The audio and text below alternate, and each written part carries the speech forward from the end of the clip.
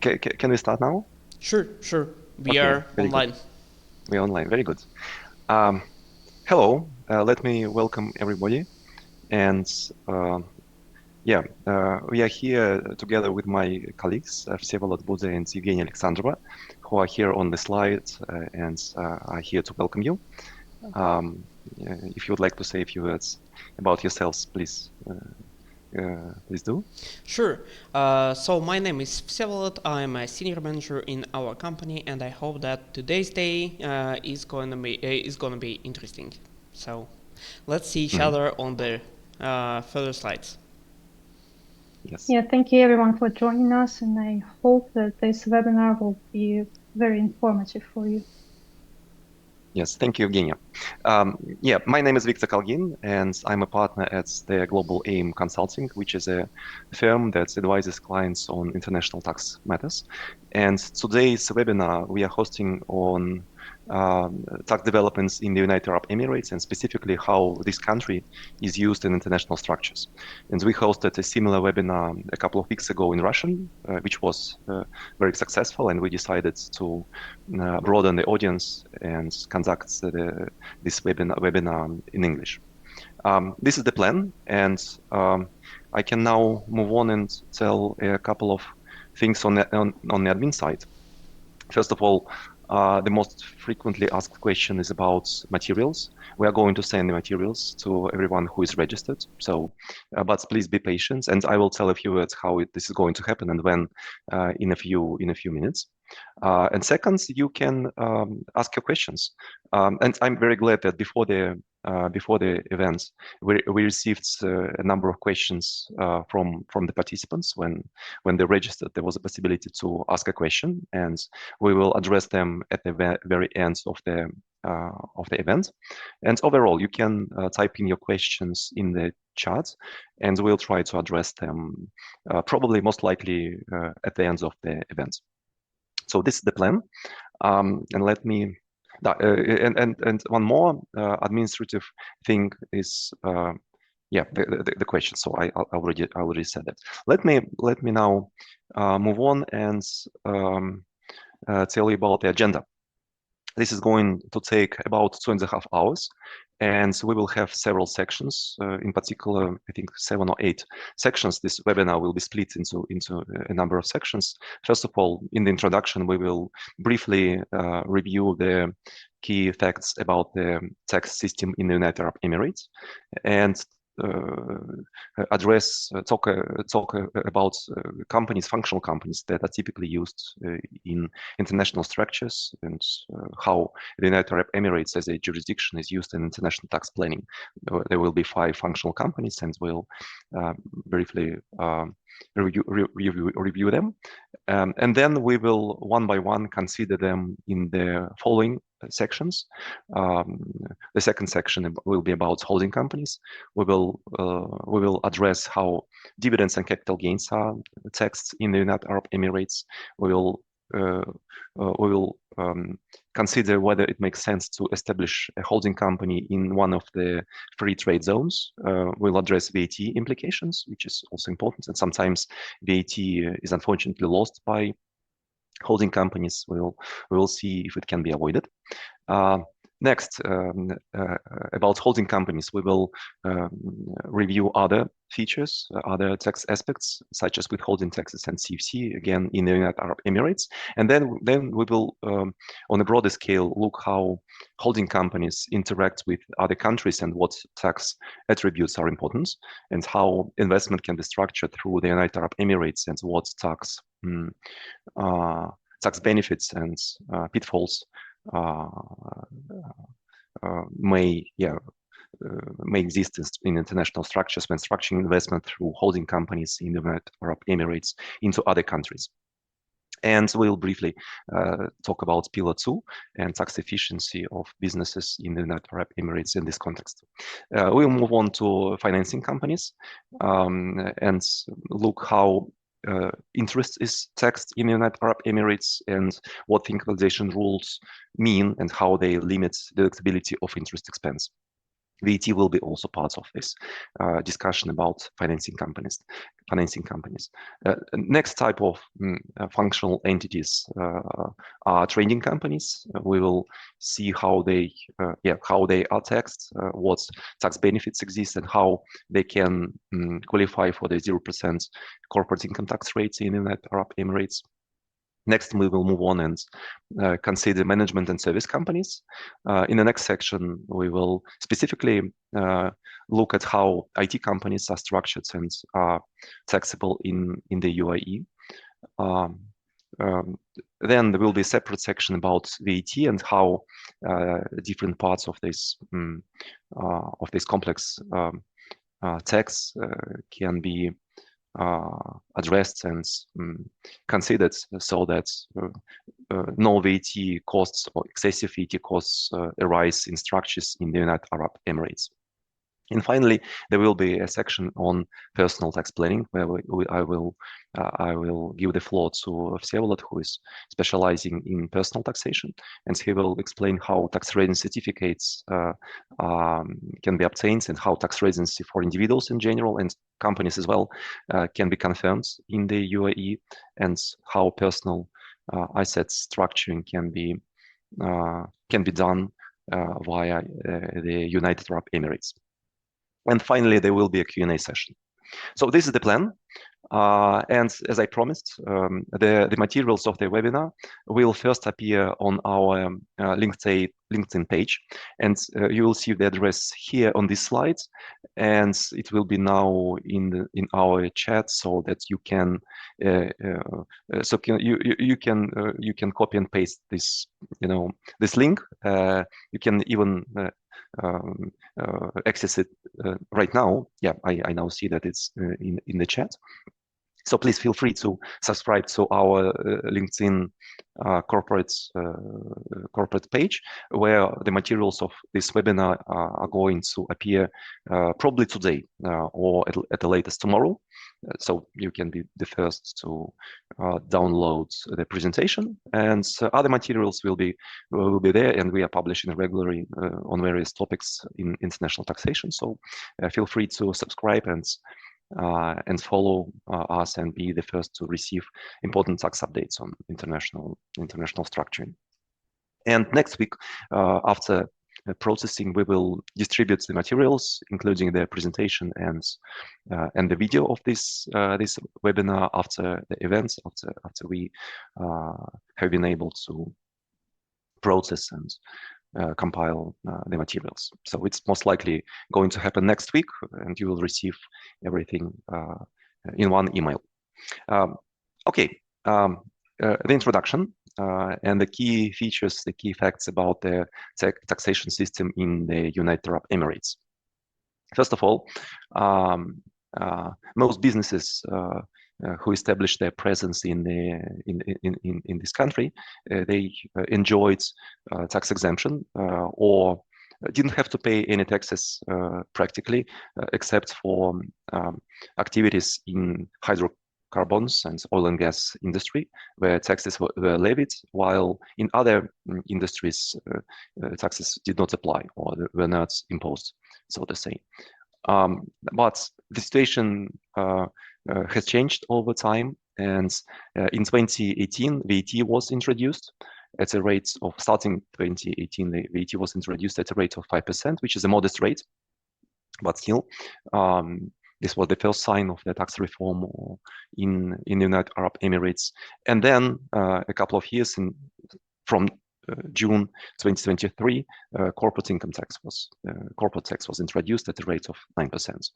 And so this tax reform is developing, and the next step is the promised introduction of the so-called top-up tax for multinational companies. Starting already this year, it was officially announced.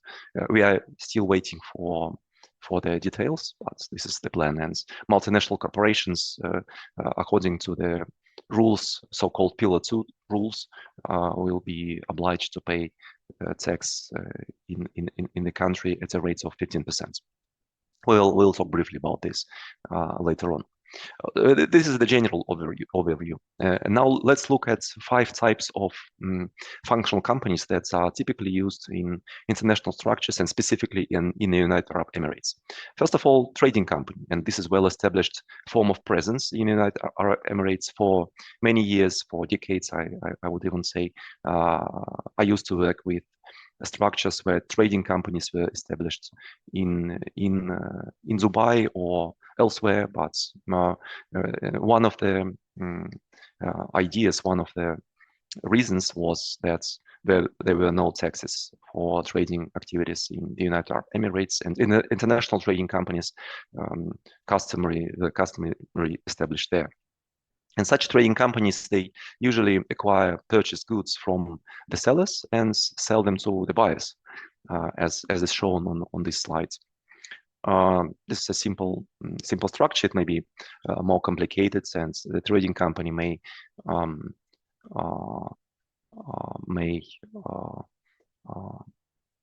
have additional functions, but this is the most simple description. And again, this type of functional entity, we saw these types of functional entities in international structures for many years. Next is holding company.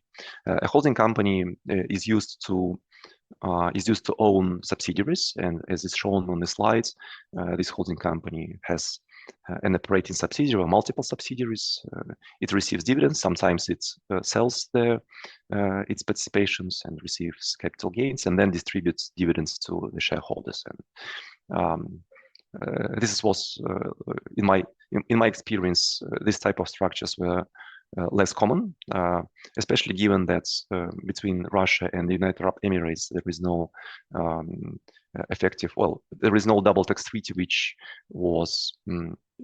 would apply to commercial companies, to businesses. There is an existing treaty, but it only applies to state entities and states itself, states of the countries. However, this situation is changing. First of all, holding companies are used for investments in other countries, and now I see also companies that invest in the countries of the former Soviet Union, and we will look at how such structures work from tax perspective and to what extent they are tax efficient.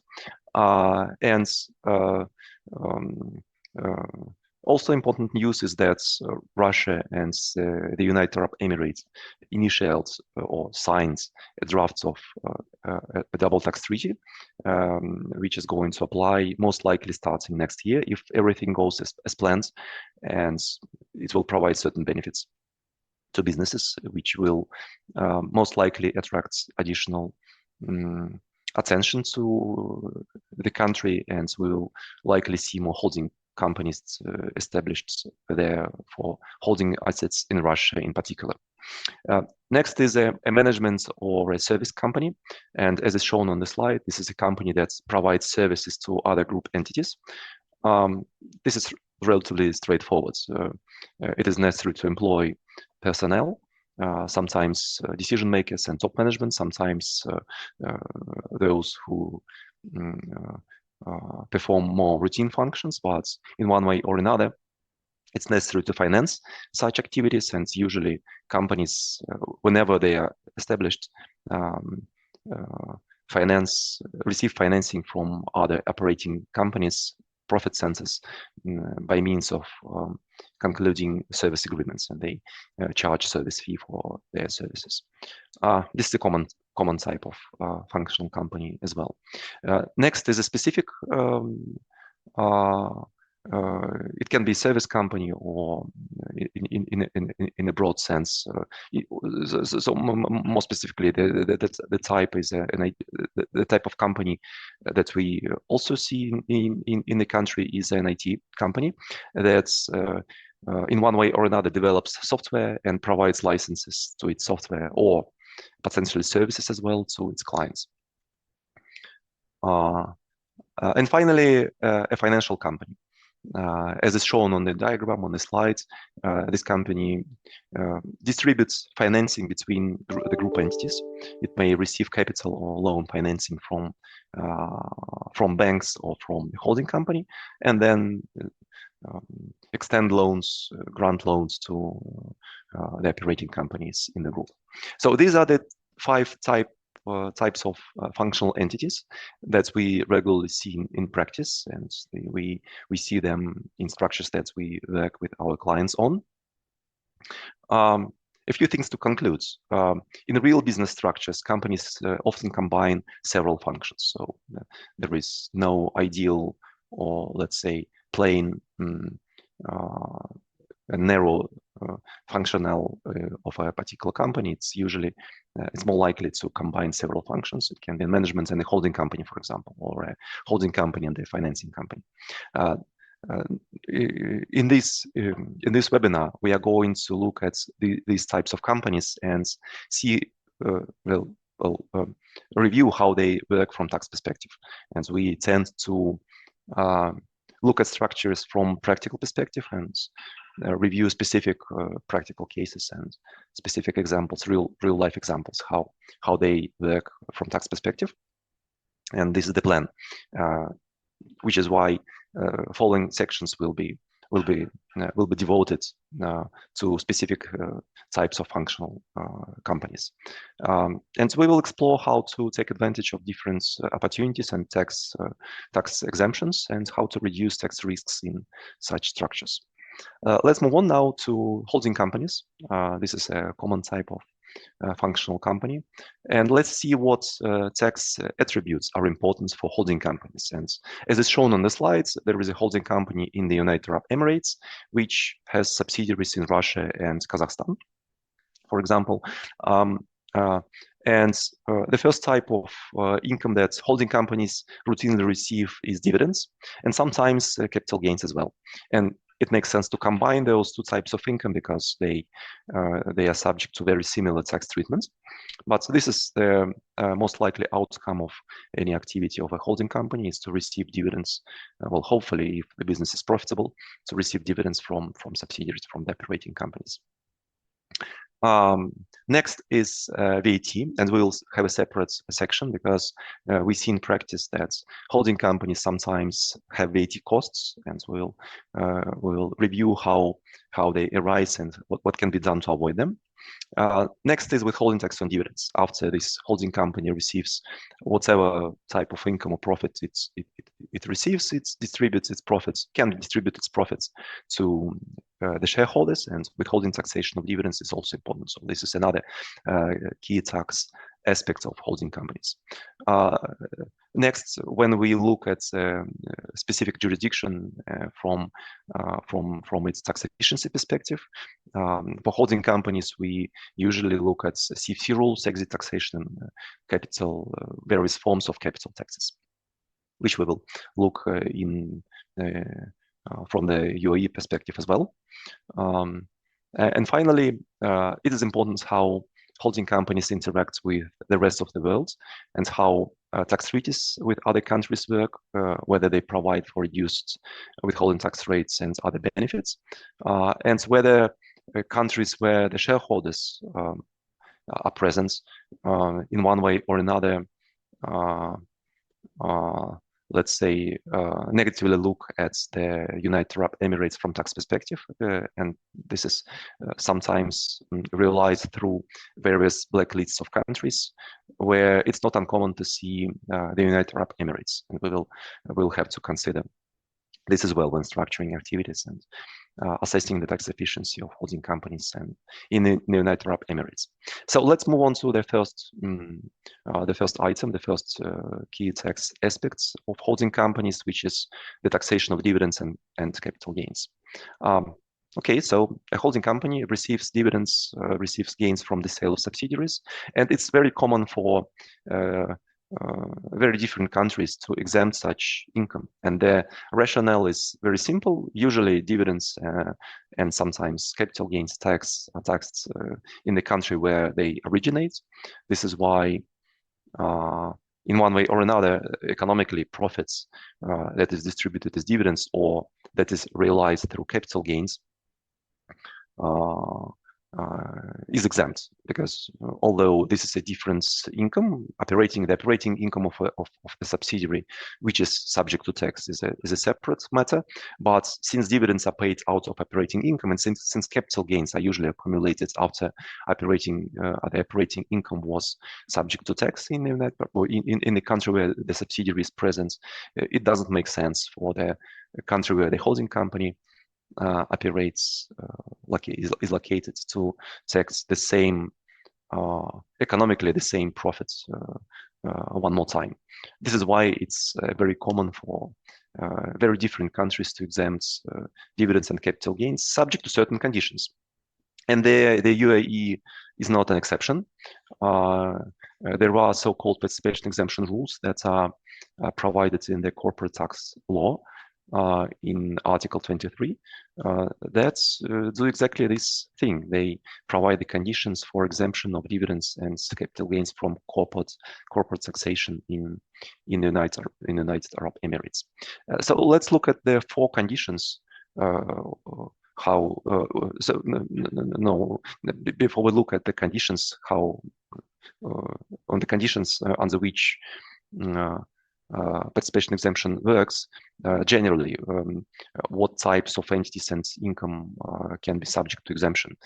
As I said, dividends and capital gains, and those types of income should be received from so-called participating interests, which is shares and capital of a legal entity. And here comes an important consideration.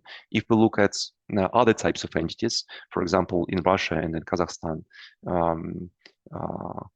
investment funds are commonly used, and as is well known, those types of entities, they do not have legal personality, and that becomes complicated when it comes to taxation of proceeds from or distributions from such unincorporated entities in the United Arab Emirates, strictly speaking, and this is confirmed in various documents, various explanations and guidances, that unincorporated entities, their distributions are not eligible to participation exemption, which is unfortunate. It may be not critical. It may not be so critical because in many cases, such distributions are subject to withholding taxation, and we have in the United Arab Emirates a possibility to credit withholding taxes against corporate tax liability. But while the main conclusion says the same, unincorporated entities when they distribute income to the United Arab Emirates, these types of income are not subject to participation exemption because they do not constitute participating interest because of absence of legal personality of the distributing entity. Okay, so the four participation exemption conditions are as follows. First of all, the holding period should be at least 20 months. And this is a critical condition. We will look at it more closely, but it should be met. It's not always present in other countries, but it's quite strict in the United Arab Emirates, which is important for many practical situations where the entity, the subsidiary that distributes dividends, for example, or that results in capital gains, which sale results in capital gains, should be subject to tax at a rate of at least 9%. We will look at it as well. And the share, there is a threshold for participation in the subsidiary, which is 5%. So the share should not be less than 5% in the subsidiary. Again, here there are alternative ways to meet this condition other than the participation percentage itself, but we'll look at it a bit later. And finally, the fourth condition is that the assets of the subsidiary should not be so-called, well, let's call them, they should not be bad assets, or in other words, these assets should not constitute a participating interest that are otherwise not subject to taxation, not subject to participation exemption if they were held directly. And this type of assets should not exceed 50% of the subsidiaries' assets. Otherwise, participation exemption will not apply. Okay, let's look at each condition more closely. The first condition, the holding periods. The good news is that it can be fulfilled prospectively. It's not necessary to wait until this condition is fulfilled before dividends are distributed. So after participation is acquired, it can immediately distribute dividends, and these dividends will be subject to participation exemption or will be exempt from corporate tax if this participation is held for the required period for at least 12 months, which is good news. It's not possible to do it with capital gains because when you sell the subsidiary, well, that represents the end of the holding period. But for dividends, it's possible to not to wait until the period is over, but yeah, distribute them before the 12 months holding period is met, and still enjoy the exemption.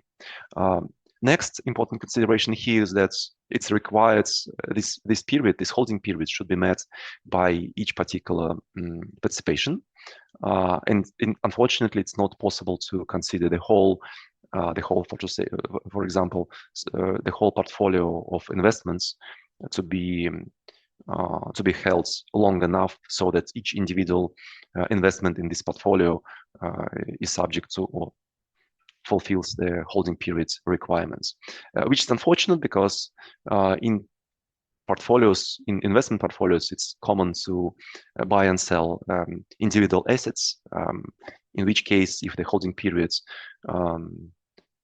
turns out to be less than 12 months, and the participation exemption does not apply to this particular investments.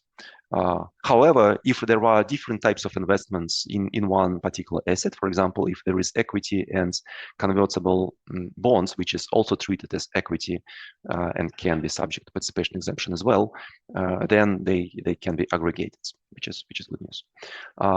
Next, they're subject to tax requirements, the 9% rate. Here, the nominal rate is taken into account, which is again good news because in some countries there are for example, in Cyprus, investments can be exempt from Cypriot income tax, in which case the company itself may pay very little tax or may not pay tax at all, but the existence of nominal rates of 12.5% in Cyprus is sufficient to fulfill the subject to tax requirements, which is good. And alternatively, it's possible to calculate the effective tax rates if the nominal tax rate is not enough, and some other taxes can be also taken into account. So this condition, it looks like it's not as strict as it could have been, and there are generous rules to a few ways that these requirements, how this requirement can be met. And let's look at several examples of countries. We have here a list of countries: the United Arab Emirates, Russia, Kazakhstan, Cyprus, BVI, Latvia, and Estonia. And let's look at each of them whether they fulfill the nominal rates requirements, the subject to tax requirements for participation exemption. Well, the United Arab Emirates, obviously, they meet the condition. It's by definition. Russia, with its current 25% profits tax rates, obviously meets the condition as well. Kazakhstan, 20% meets the condition. Cyprus, I already mentioned, 12.5% meets the condition. BVI, the British Virgin Islands, is still a tax haven, and there is no income tax there. This is why it's not possible to meet the condition, at least formally, based on the nominal tax rates. So in case this company pays tax otherwise, I can imagine that this company can suffer or pay its income may be subject to withholding tax in other countries, and it can be explored whether such tax can be used to meet the subject to tax requirement based on the effective tax rate calculation. But overall, as a general rule, tax havens do not meet the subject to tax requirement, which is fair. Latvia and Estonia. It's interesting that although profits are subject to tax in these countries, they are only subject to tax when they are distributed, which is why, and there is it specifically mentions not these particular countries, but this method of taxation where profits where taxation of profits is delayed until the distribution. This type of taxation is not in line with the subject to tax requirements. And although taxes can be quite high when dividends are distributed, they still this mechanism of paying the tax does not meet the subject to tax requirement, which is interesting. On the other hand, I think it makes sense to explore whether this tax, which is paid or accrued and paid upon the distribution, can be credited against corporate tax in the United Arab Emirates. It's an interesting consideration. I wouldn't be 100% certain, but it's something to explore, obviously, and it's can be the outcome can be that this tax can be credited against the corporate tax liability in the United Arab Emirates, and economically the result will be the same. Or in other words, it may not be necessary to have this participation subject to or fulfilling the subject tax conditions to achieve tax efficiency or absence of additional tax burden in the United Arab Emirates. Next conditions: shareholding is at least 5%, which applies both to equity and profits and distribution proceeds. So, in case, for example, the company distributes liquidation proceeds or profits disproportionately, there is a concern that the 5% requirement is not met, even though the participation may itself in the capital exceed this threshold. It's interesting that voting rights, it's not necessary to meet the 5% thresholds in terms of the voting rights, but still. It's interesting that different instruments and shares belonging to groups of to companies of a qualifying group can be added up, which means that even if the participation is spread between different companies in the group in the United Arab Emirates and different companies established in the UAE, it's possible to add up those participations to arrive to the required threshold. And finally, it is possible to use the alternative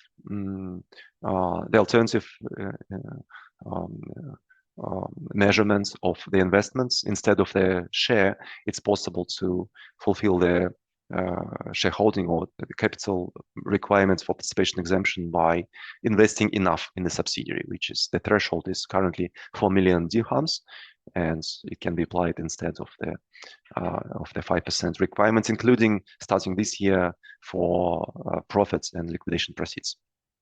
Okay, and let's look at the bad assets limits, so to say, the fourth and final condition for participation exemption. Let's look at a holding company which has subsidiaries, which has a sub-holding company, which in turn has certain assets. And we'll need to look at the types of assets and review whether these assets are, first of all, participating interests. If yes, then we need to understand if these participating interests can be exempt under participation exemption if they were held directly by the UAE holding company. Next is whether more than 50% of such bad assets exists on the are owned by the sub-holding company, and if this final question is answered positively, then the participation exemption does not apply in the United Arab Emirates to proceeds from the sub-holding company. And this is sort of anti-avoidance condition, so that to prevent situations where sub-holding company or where bad assets are contributed down the chain into a sub-holding company where conditions are more generous for exemption of dividends and capital gains. For example, in Cyprus, it's very easy to achieve the exemption for dividends and capital gains. And instead of direct ownership, this indirect holding structure is established, and in a way, this is viewed as abusive or not meeting the condition for participation exemption. This is why this condition exists. Okay. This is all that needs to be said about the general participation exemption conditions. But an open question is whether it makes sense to establish a holding company in one of the free trade zones which exists in the United Arab Emirates. And yeah, I will here ask Evgenia to step in and continue, and she will talk about whether it makes sense for a holding company to be established in one of the free trade zones, what are pros and cons for that, and also about VAT. The next important consideration, as I mentioned in the beginning, is for holding companies whether they bear VAT costs.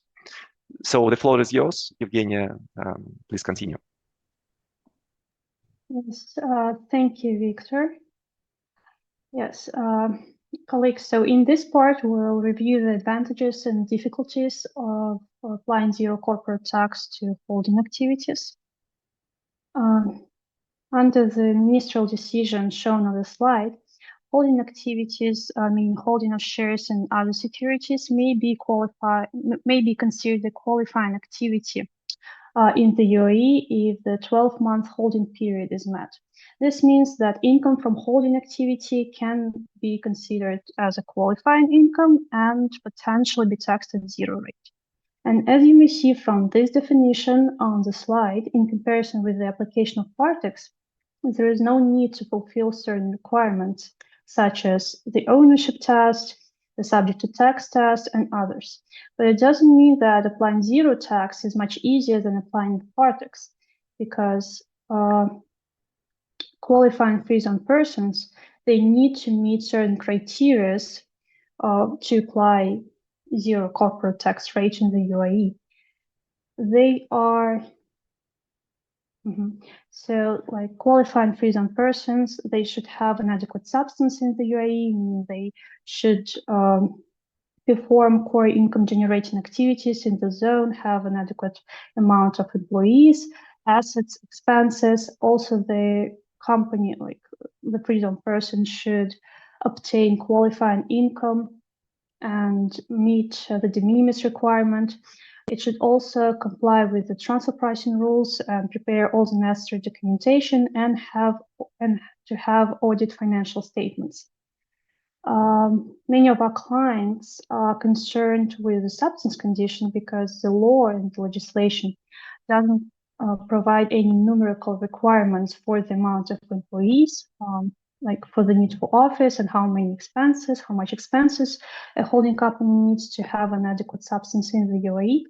As for that, the FTA has clarified that a holding company would be considered to have an adequate substance in the UAE if it flies the directors to the UAE for decision making. No additional employees, no office, and no additional expenses are needed.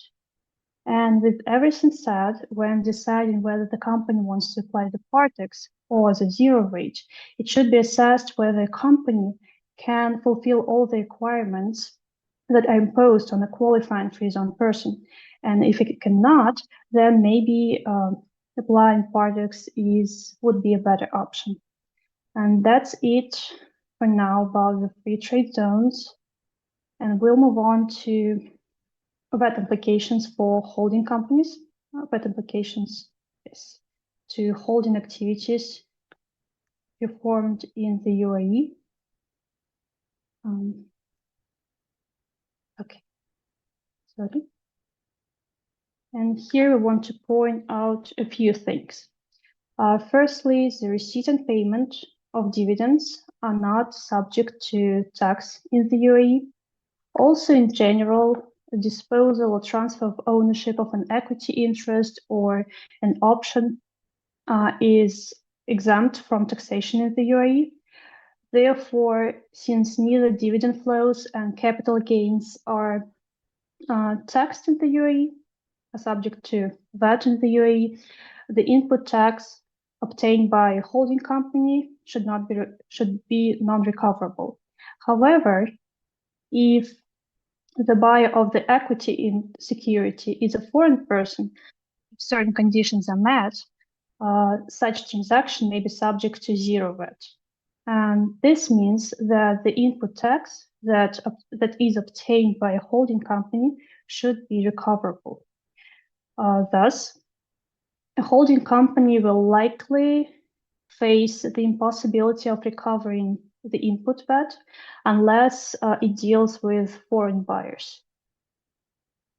Yes, and still we believe that in the latter case, it may be difficult to single out that portion of the input VAT that was acquired by the company and which relates to the sale of shares to a foreign entity. And that concludes my presentation on using a free trade zone for holding activities to perform holding activities and on VAT implications of holding activities in the UAE. And now I will pass the floor to Victor.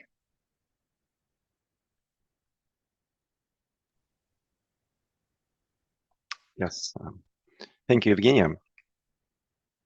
Yeah, it's interesting that, and I've seen in practice many cases where holding companies lost VAT on services, for example, that they acquired, that they purchased from other either group entities or third parties, which is unfortunate. And unless there is a mechanism to recharge these services to other operating companies that pay VAT, maybe in other countries, this VAT is likely to be lost. Yeah, and in practice, I've seen cases where such recharge mechanisms were established to make sure that reverse charge VAT, for example, on purchase services does not represent cost for the group as a whole. And despite the 5% rate is not excessive, I would say still it's preferable to avoid VAT costs. And as I said, recharging mechanism in many cases allows to avoid VAT. VAT costs for holding companies. Okay, let's move on. Let me try to make sure that everything. Yes, slides are working. The slides are working. The next section will be. We are continuing to consider to review tax attributes of holding companies in the United Arab Emirates. And now we will move on to other tax factors. So far, we addressed taxation of passive income for holding companies, capital gains, and dividends. We looked at VAT, and now it's time to look at other tax attributes, namely withholding tax. I already mentioned in the beginning that for holding companies, it's important what withholding tax is paid upon distribution of dividends to the shareholders. And the good news here is that there is no withholding tax so far in the United Arab Emirates. There is 0% rate established in Article 45 of the corporate tax law, which is good news. Next is CFC, controlled foreign companies. In many countries, these rules represent real, real challenge for tax efficient planning, because these rules mean that undistributed profits can be subject to tax at a company at a upper layer, at a holding company level. This is the way how these rules work. Basically, controlled companies they generate taxable income even if they do not pay actual dividends and capital gains, and this is a sort of anti-avoidance concept. And here, the good news is that there is no CFC rules in the United Arab Emirates yet, at least, and this is an advantage of holding companies in the United Arab Emirates from tax perspective. Next, there were no specific exit tax provisions. And again, what is exit tax? Exit tax is paid when business is transferred from one country to another, and sometimes even within countries, depends on specific rules. And the idea is that whenever business is transferred, for example, if the trading company moves its operations elsewhere, this business should be there should be an imputed revenue from sale of such business based on its market value. This is the idea behind the exit tax provisions. And the good news is, as I said, there is no exit taxation in the United Arab Emirates, at least formally. One may argue that the arm's length principle will mean that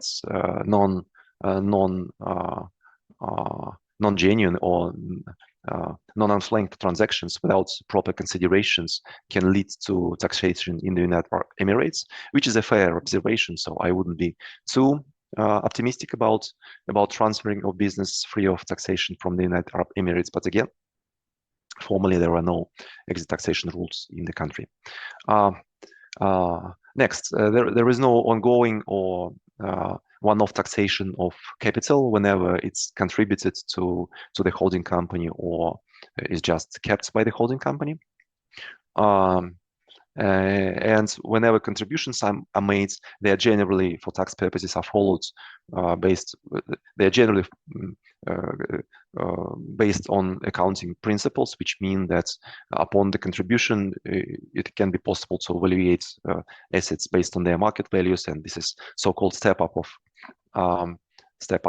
cost basis when contribution is made, which is sometimes can be beneficial in intra-group restructurings, for example, whenever the holding company is established.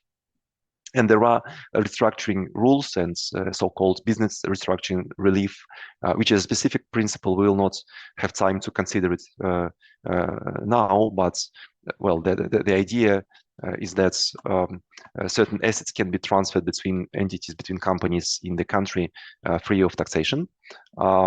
It has its limitations. For example, the transfer, which is a free of tax transfer, can only be made between normal taxable entities. No free trade zone companies can participate and enjoy the exemption, but still can be considered in different restructuring situations, which is in some instances can be beneficial for holding companies in the United Arab Emirates. Now we are moving on to the next section, and we will talk about taxation of cross-border transaction and cash flows where holding companies in the United Arab Emirates are present. So obviously, holding companies, they do not exist alone. They have subsidiaries, sometimes in other countries, in which case when dividends or profit from sale, capital gains received by the holding company, these dividends and capital gains can be subject to taxation in the country where the foreign subsidiary is established. It's common for various different countries to tax at source dividends and sometimes capital gains, even if the seller is a non-domestic, is a foreign entity, as is shown on the diagram on the slides. The holding company in the United Arab Emirates can sell its subsidiary in another country, and this profit from sale can be subject to taxation at source. And on the upper level, it's important how holding companies in the United Arab Emirates are treated from other countries' perspective, and it's not uncommon to include the country into various blacklists of countries in different jurisdictions, and we will look at a few examples as we go. Okay, so taxation at source. It's important to consider, and it's an important feature, important part of structuring of international operations, international groups, international assets. If we look at the table here, we'll have several countries starting from Russia, where dividends are subject to tax at source at a rate of 15%. And this rate is the domestic rate. As I mentioned already, it's not possible to use the existing double tax treaty between Russia and the United Arab Emirates, except for state-controlled entities, which means that regular commercial structures, they do not enjoy the treaty benefits, and dividends are subject to withholding tax at the domestic rates in Russia when distributed to holding companies in the United Arab Emirates. Well, as I mentioned, the good news is that the treaty is being signed. It's likely that it's going to come into force next year, in which case the reduced rates for dividends is expected to be 10%. It's not as good as it could have been, but 10% is obviously better than 15. So let's hope that it will happen, in which case structures with Russian subsidiaries will become more tax efficient. And profit from sale of the subsidiary in Russia, if the subsidiary has immovable, if the subsidiary is a property-rich company, so to say, where it has more than 50% of its assets represented by immovable property in Russia, then this is subject to tax in Russia, and the rate currently is 25%. It's not very likely that in the new treaty we will see the exemption for capital gains. Russia does not exempt capital gains from sale of property-rich companies. But otherwise, there is no taxation if a Russian subsidiary is not property rich, regardless of the selling entity where it is located. But okay, so here we have 25% rate for profits for property-rich companies, and the red backgrounds in these cells mean that this is not ideal, or far from what can be achieved, far from the reduced rate of tax benefits that can be achieved if other treaties are used. For example, the treaty between Russia and Hong Kong allows to pay only 5% withholding tax for dividends and exempts capital gains. Well, but not for property-rich companies. There are certain features of the treaty that are beneficial, but yeah. For dividends, even 10% rate, the expected 10% rate is not ideal. 5% is achievable. This is why we have red backgrounds on the Russian raw, on Russian cells. Next is Kazakhstan, and with Kazakhstan the situation is different. The 5% rates is the best rates that can be achieved for dividends that are paid from Kazakhstan to other countries. There is no treaty that allows to exempt dividends or provides for a lower withholding tax rate. This is why this color is green here. And if the subsidiary is a company which is a subsoil user, then the sale of such a subsidiary is subject to taxation in Kazakhstan, and the treaty does not prevent it. But yeah, again, here the color is green because no treaty or almost no treaty practically exempts capital gains from the sale of Kazakhstan companies which are subsoil users, or which assets are composed by more than 50% by subsoil licenses. Belarus is another country with which the United Arab Emirates has a good treaty. We have green colors here, 5% for dividends and exemption for profits from the sale of the subsidiary, unless the subsidiary is a property-rich company. Here, the exemption does not apply.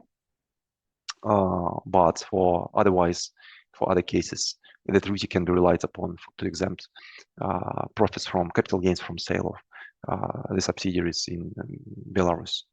And finally, Uzbekistan, for dividends it's 5%. Again, as we see, it's quite consistent for many countries.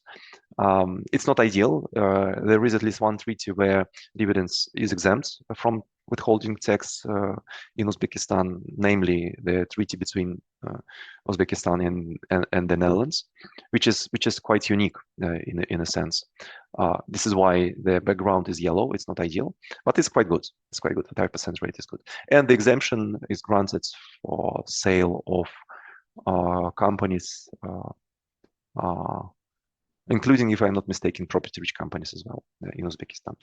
So as you can see from this table, we have 4 countries here and it looks like in many instances, holding companies in the United Arab Emirates have access to quite positive beneficial rates and treaty conditions, which again is a positive feature of the United Arab Emirates. Let's move on.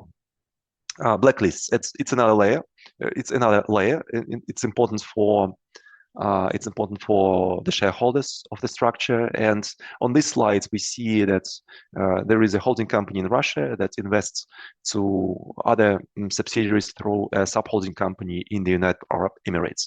And unfortunately, dividends that the sub-holding company in the UAE will distribute will be subject to taxation in Russia, and the exemption in this case would not apply, which is due to the presence of the country of the United Arab Emirates in the blacklist of countries that is published by the Russian Ministry of Finance.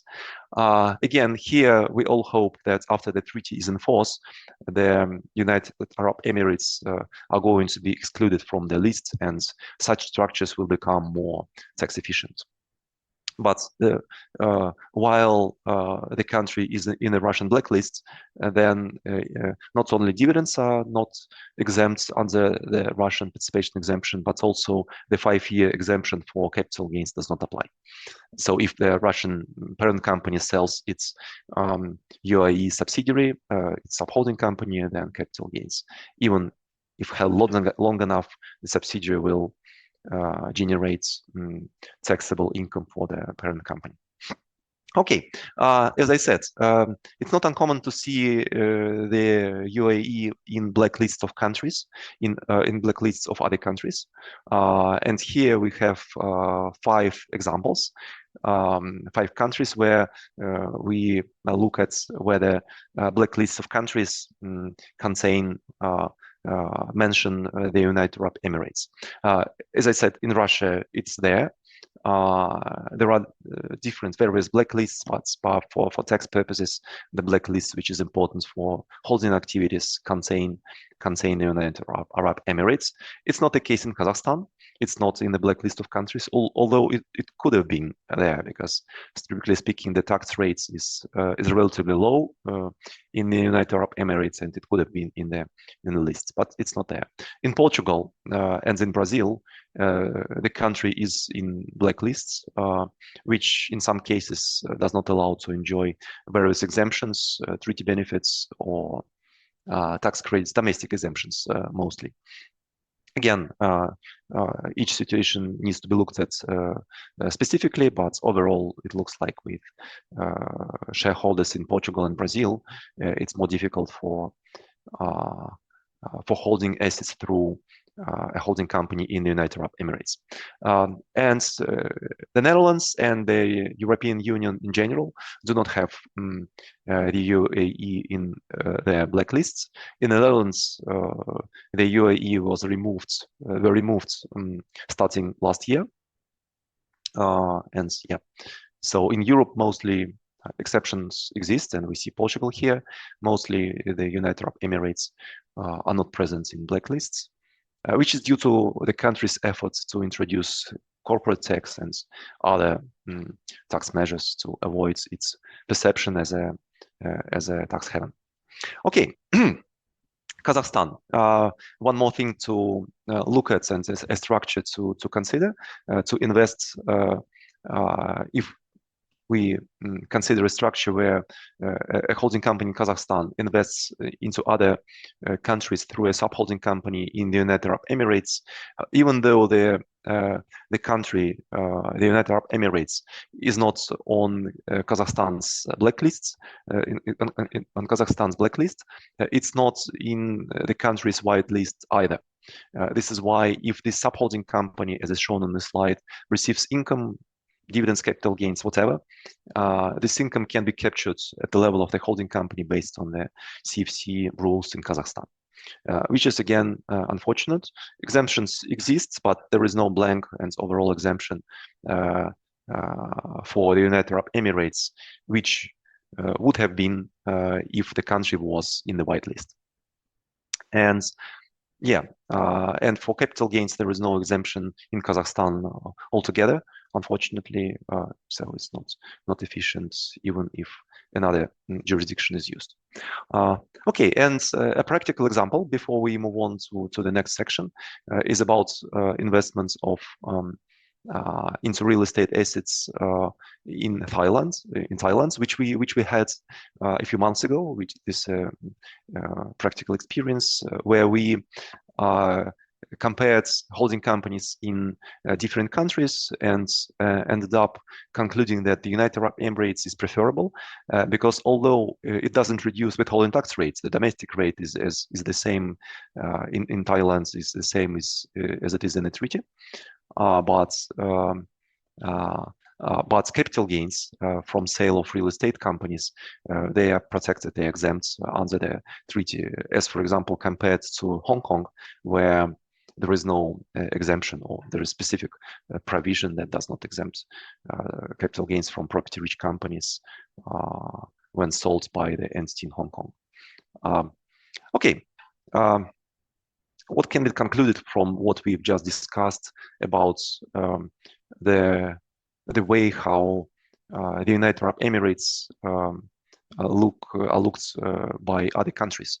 Two conclusions. First of all, the country has a wide network of tax treaties that allow to reduce withholding tax and sometimes other types of income from taxation at source, which is a good feature, a good attribute of the country. But unfortunately, at the same time, other countries sometimes consider that the United Arab Emirates is a low tax country and include the country in their black lists of countries, or do not include the country in the white lists. Okay, as usual, pros and cons exist, and it's necessary to consider each particular situation and solution to arrive to the right decision, to the most tax efficient structure. It's necessary to mention Pillar 2 and tax efficiency of businesses in the United Arab Emirates in this context. In the beginning, I said that introduction of the minimum domestic top-up tax rates was announced. It's going to apply starting from 2025, and the tax rate is at least 15%. It will apply to large multinational companies, which annual consolidated revenue exceeds $750 million or euros. And it's yet to be seen what mechanism and what specific rules are going to be introduced, because we are still waiting for the changes to the corporate tax law, and we are waiting for the introduction of specific guidances how this domestic minimum top-up tax is going to apply. Okay, moving on to financing companies, and this is the big, the next big section.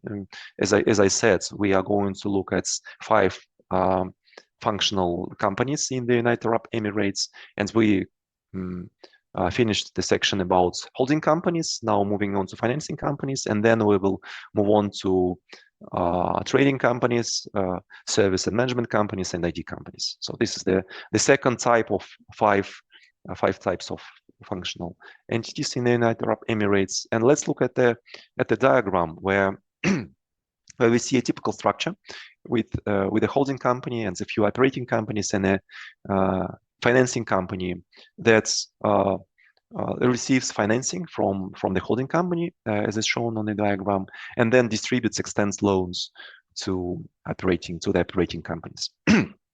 What is important here? First of all, interest is included into the taxable base of the financing company, and it's necessary to take into account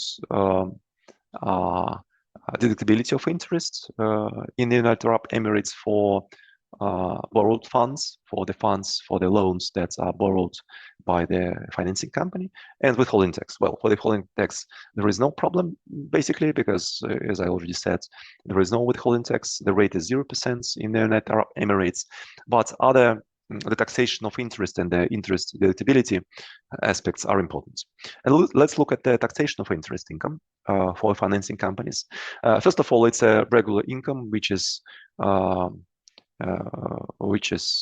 basically generally subject to corporate income tax. Like other income. At the same time, there are qualifying activities, and Evgeny already told us how holding companies can benefit from specific rules and free trade zones, and how additional benefits can be achieved for companies established in free trade zones if they conduct holding activities. For financing companies, it is also possible to achieve zero taxation, to basically to apply the 0% corporate tax rates if they are structured properly and are established in one of the free trade zones. This is a diagram where there is a treasury company that provides financing to various related parties, and there is a headquarters company. And this diagram basically is taken from the guides on published by the Federal Tax Service, Federal Tax Authority of the United Arab Emirates for free zone persons. So yeah, the key conclusion here is that treasury and financing services to related parties constitutes exempt or qualifying activity, which is exempt if other conditions for a company for a free trade zone resident are met, including substance and etc. But we're looking at specifically at types of income that can be considered qualifying activities, which is one of the key conditions for the application of the 0% corporate tax rates. And here on the slide, we have a list that says that treasury and financial services includes liquidity management, risk management, investment management, financing, and other related activities. And again, as is shown on the previous slides, as was shown there, it's important that these services, they are provided to related parties, and the description of this type of qualifying activities or its name is treasury and financing services to related parties. It is important that the service and interest income the financing company received from related parties. Okay, so this is one way to make sure that financing company does not pay excessive tax in the United Arab Emirates, is to establish it in one of their free trade zones and make sure that the conditions are met, and it receives qualifying income which is subject to corporate tax rates at a rate of 0%. But if the 0% is not achievable, then interest deductibility comes into play, and there are rules in the United Arab Emirates to limit the deduction of interest on loans. Let's look at a specific situation, a specific example. Here we have a financing company which receives income from loans to operating companies, but this income is subject to corporate tax at a rate of 9%. And then on the loans that the company, the FinCo has borrowed, interest is paid, charged, and it's necessary to avoid losing its interests, losing the deductibility of this interest. And yeah, the deductibility is limited by the so-called Capitalization rules. And the idea of the rules is to make sure that the companies are not, financing companies are not excessively financed.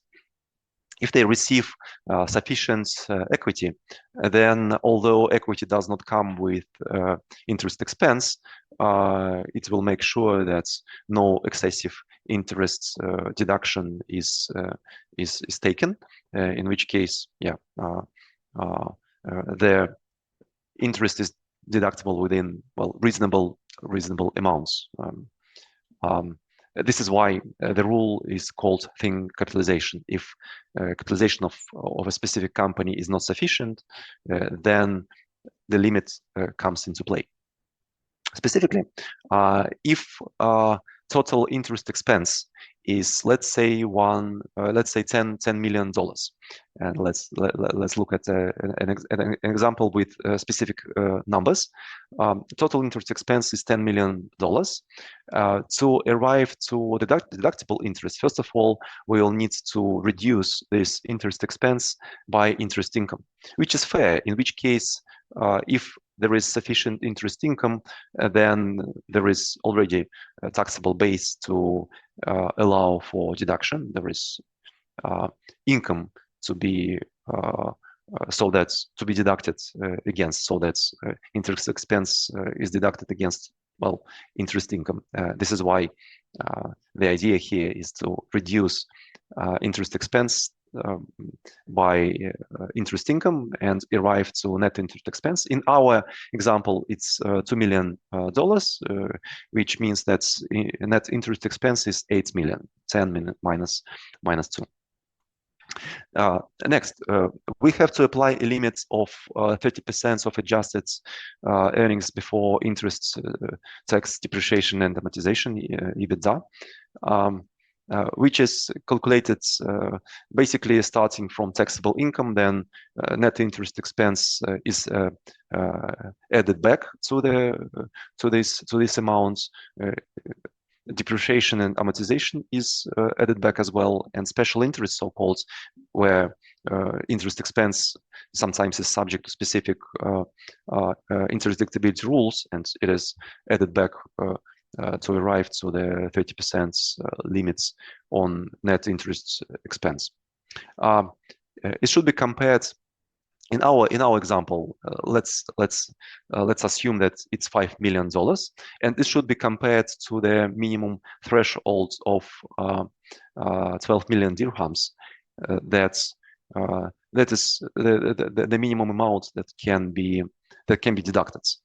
It's about I think $3 to $4 million, if I'm not mistaken. In which case, it's lower than 5 million, and we can apply the higher amounts. So that this is a minimum threshold, but the higher amounts can be used to arrive to deductible interest. And in our situation, the amount of interest that can be deducted is 5 million, which is 30% of adjusted EBITDA, and 2 million of interest income. So 7 million of interest can be deducted in a particular year, while the remaining $3 million dollars is carried forward. Okay. A few things to mention here. First of all, this general rule for interest deductibility, it applies to all interest, and this is important. Not only related party interest is limited, but any interest expense, including bank loans. It's unusual. It's more common for countries to limit related party interest expense, but it is what it is. This is what we have to bear in mind. Next is that the limitation applies to net interest expense, not to all interest expense. This is a good feature of the thin cap rules in the UAE, and it makes back-to-back financing structures viable. If interest income is at least as high as interest expense, then thin cap limitation does not apply. This is a favorable condition, and in many countries the rules work in a similar way, and only net interest expense is limited. And then interest can fall outside the limit, in which case it's carried forward to the future for 10 years. And in December, I considered an example of tax consolidation, where it looks like sometimes it's possible to achieve additional tax benefits compared to other types of tax planning in the United Arab Emirates. And in particular, sometimes it's possible to increase the deductible interest if several companies in the UAE are combined in one tax group. And this video is located at the link which you can follow, kind of click after you receive the presentation. You can review look at the presentation discussing the tax grouping, the tax consolidation in the UAE and its pros and cons.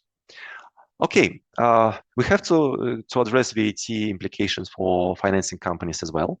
And here I will again ask Evgenia to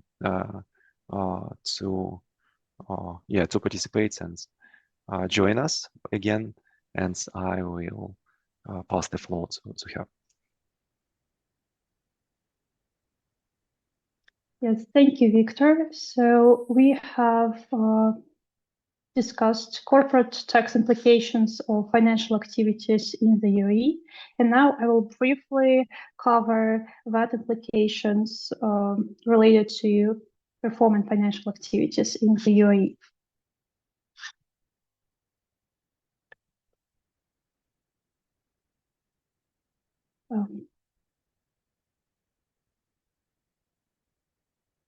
Okay, so firstly, the receipt and payment of interest are not subject to taxation in the UAE. As well, in general, the provision of any loan is exempt from taxation in the UAE. Therefore, unless the provision of any loan is VAT exempt in the UAE, unless a company derives any kind of explicit fee, commission, discount, or any similar compensation for such an operation. And consequently, financial companies who receive or pay interest and provide any loans, they cannot recover the input tax.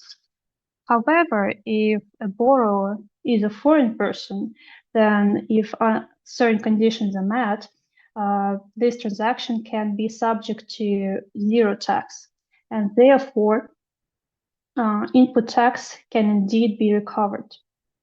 To conclude everything said, as a general rule, financial companies can potentially claim input tax only if they deal with foreign borrowers. However, later during our webinar, we'll cover one more instrument that can be used in order to not to lose the ability to recover input tax when providing loans to local companies. And this concludes my remarks on VAT implications of financial activities in the UAE. And now I will give the floor back to Victor.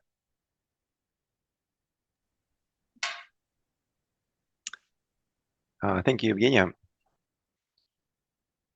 Yes, check if everything is working. Just a second to make sure that I can control the slides.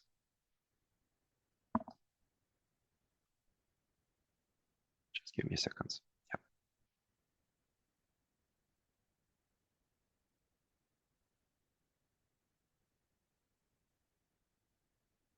Yeah, I think everything is working.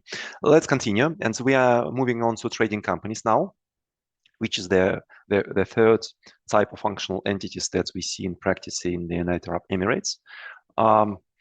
They can look relatively simple. On these slides, you see a small international structure with a holding company, production entity, which then sells its produced goods to the trading company that ships them to clients.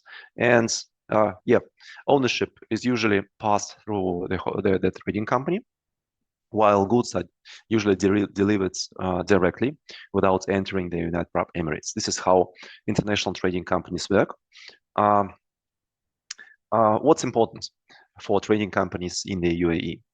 First of all, if goods are not important in the country, then we should not expect VAT and custom duties in the United Arab Emirates. Second, in some free trade zones, VAT does not arise even on imported goods. And these so-called designated zones are used as logistics hubs. And speaking about corporate tax, it's important that there are at least two types of activities that can give rise to application of the 0% corporate tax on trading activities in the United Arab Emirates instead of their standard rates of 9%. Let's look at the list of activities that's so-called qualifying activities that can potentially qualify for the 0% corporate tax. The list is broad, but it contains two items that international trading companies can rely upon. First is trading of qualifying commodities, and second is distribution of goods or materials in or from a designated zone. And we'll look at these two types of activities, which are again allow international trading companies in the United Arab Emirates to exempt their profits from taxation from the 9% corporate tax. I will look at them one by one. So trading of qualifying commodities. First of all, what is this term? What are qualifying commodities? And the answer can be found in the decision published by the Ministry of Finance, and it says that those are minerals, metals, materials, agriculture and energy commodities that are first of all traded on a recognized commodity exchange markets, and second, traded in raw form.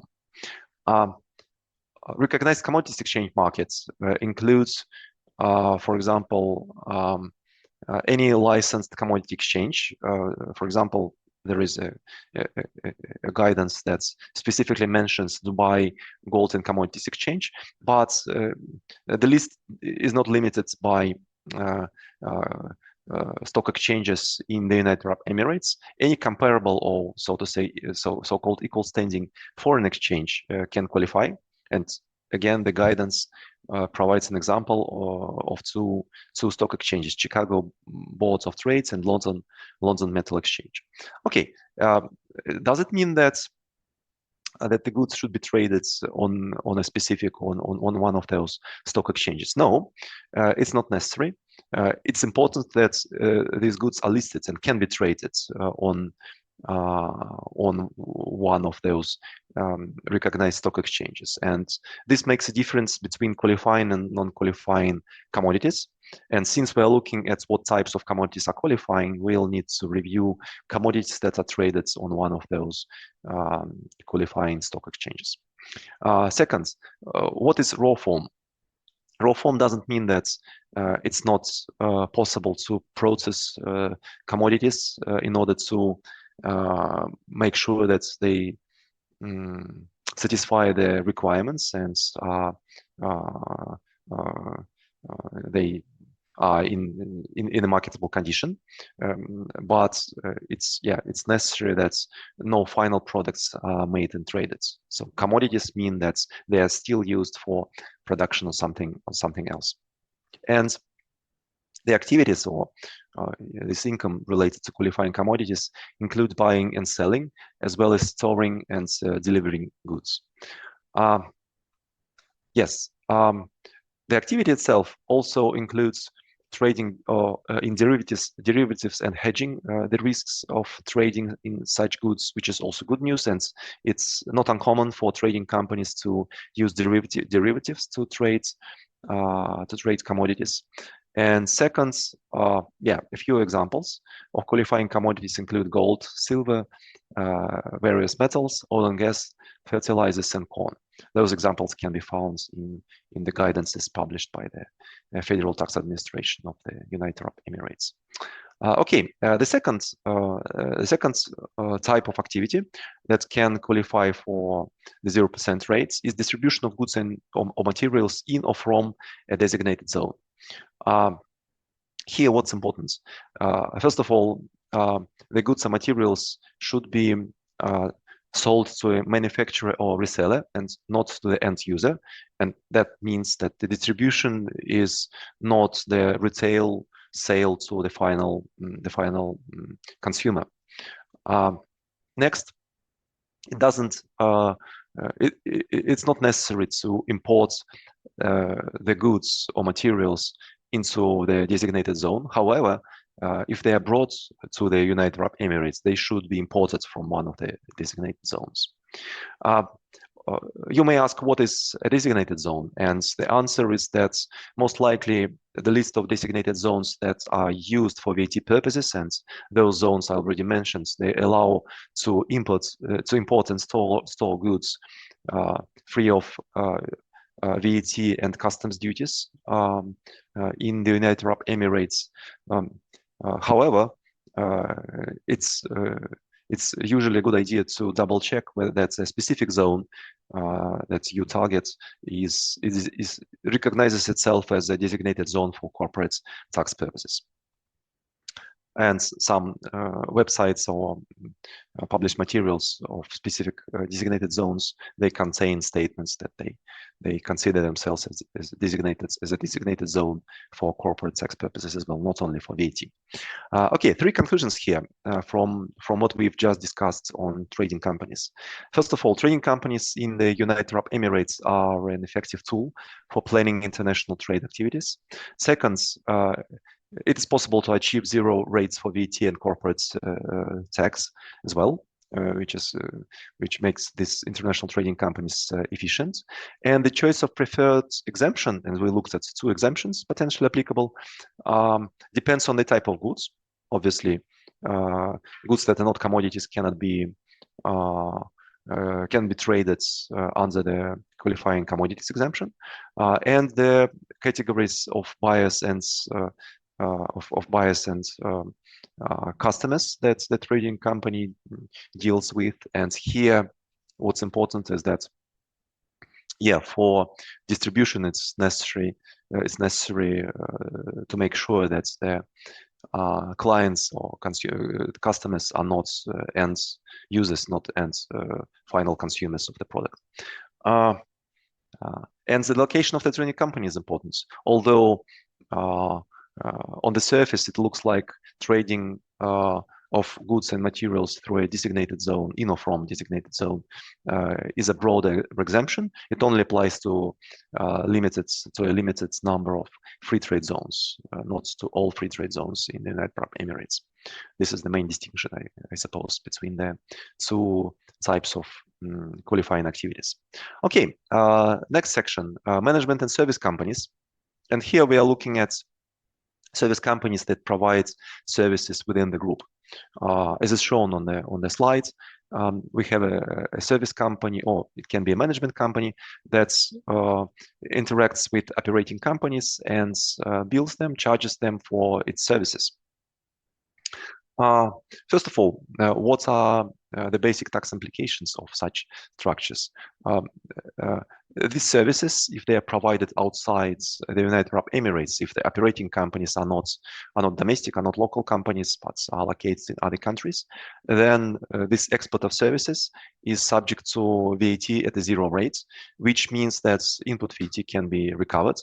And no VAT is obviously charged on services. And again, although the rate is very modest, 5%, still it's good that services are not subject to VAT, because in practical situations, in many instances, it is possible that service income is, or first of all, the expenses of service companies or management companies are substantial, and even 5% increase in costs will represent a high tax burden. Okay, and profits of service companies are generally taxed at the standard corporate tax rates of 9%, but certain exemptions apply. And we'll look at the list of qualifying activities once again. And here we have what is called headquarter services to related parties, which is an activity that managements and service companies can qualify, in which case they can be subject to corporate tax at a rate of 0%. The first important condition, and it follows from the name of the qualifying activities, that the service recipients should be related parties, and the threshold is 50%. There are other conditions to recognize two entities as related parties, but the key criteria is participation of 50%. So it's not supposed to be used outside of service and management activities within the group. Second, headquarters services include typical intergroup services that we usually see in practice, and this includes taking relevant management decisions, central procurement services, human resource management, technical support, legal and compliance services, etc. So this list is it's not exhaustive, but already here we see those types of services and activities that are typically done by management and service companies within international groups. Okay, conclusions here. Again, as we saw with trading companies and other types of functional entities, management and service companies in the United Arab Emirates can be an effective tool for group management and tax planning in international structures. Exemption for VAT or zero rates for VAT and corporate tax are achievable if done properly. And most likely, it will be necessary to compare potential positive tax effects with the needs, the relevant costs of establishing and maintaining a company and hiring personnel in the United Arab Emirates, which is not an inexpensive country. Okay, moving on to IT companies.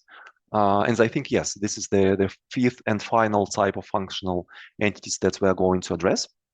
IT companies are specific types of entities, and we see more and more of those in practice in the United Arab Emirates. And in the most simple form, it's a software company which develops software and then provides licenses to its clients. A more complicated structure would be where there is a software development company which is separate from the IP owner of the IT company that provides licenses and interacts with the market, and development services are provided to this IP company. And a separate company is a software developer, as is shown on the slide. And the third example is a specific case where the IT company in the United Arab Emirates, it acquires and then resells licenses to the clients. It acquires license from the license owner and then resells, sometimes without any additional development or changes, to the customers based on sub-license agreements. Qualifying activities. There is a specific rule and the set of conditions that allow IT companies to enjoy the 0% rates in the United Arab Emirates for corporate tax purposes. And there is a decision published by the governments. I think it's a cabinet decision number 100 on determining qualifying income for companies that receive income from the ownership and use of qualifying intellectual property. So it is possible to receive income, and provided that the income is from qualifying intellectual property, then the activity is considered to be qualifying activity, and the 0% rate is achievable. What is qualifying intellectual property? It includes, in particular, patents, software, and patent-like rights. But the limitation is that it doesn't include intellectual property, marketing intellectual property, such as trademarks, which is very common for beneficial IP regimes in many countries, and here the United Arab Emirates is not an exception. an exception. And qualifying income, provided that we fall under the definition, we have the rights qualifying intellectual property. The qualifying income is calculated using a special formula. And we'll look at the formula in a minute. What can be said in addition? Income from the ownership and exploitation of the intellectual property includes royalties, license fees, and capital gains. It will be necessary to demonstrate that the services, if they are qualified as falling under the definition, that the services are connected to the use of qualifying intellectual property. And the formula for determining the amount of qualifying income establishes a so-called nexus with the activity in the United Arab Emirates. Let's look at the formula now. It's relatively simple. It has several parts and several, let's say, units in it. Several units which we'll look at now. First of all, in the nominator, there is a sum of what is called qualifying expenditures and uplift expenditures. And qualifying expenditures, or we can call it good expenses, they include expenses related to the developments of the intellectual property, including salary, obviously, in our case, salary, for example, of software engineers. It also includes payment for developments of software to entities in the United Arab Emirates. And it includes payment for developments of the intellectual property to independent persons outside the United Arab Emirates, which is important. In international structures, it's not uncommon to have a research and development company or software development company to be a group entity where, for example, software engineers are employed. And you remember example 2, where we have exactly this structure. And if the development entity is a related party and it is not in the United Arab Emirates, then it will not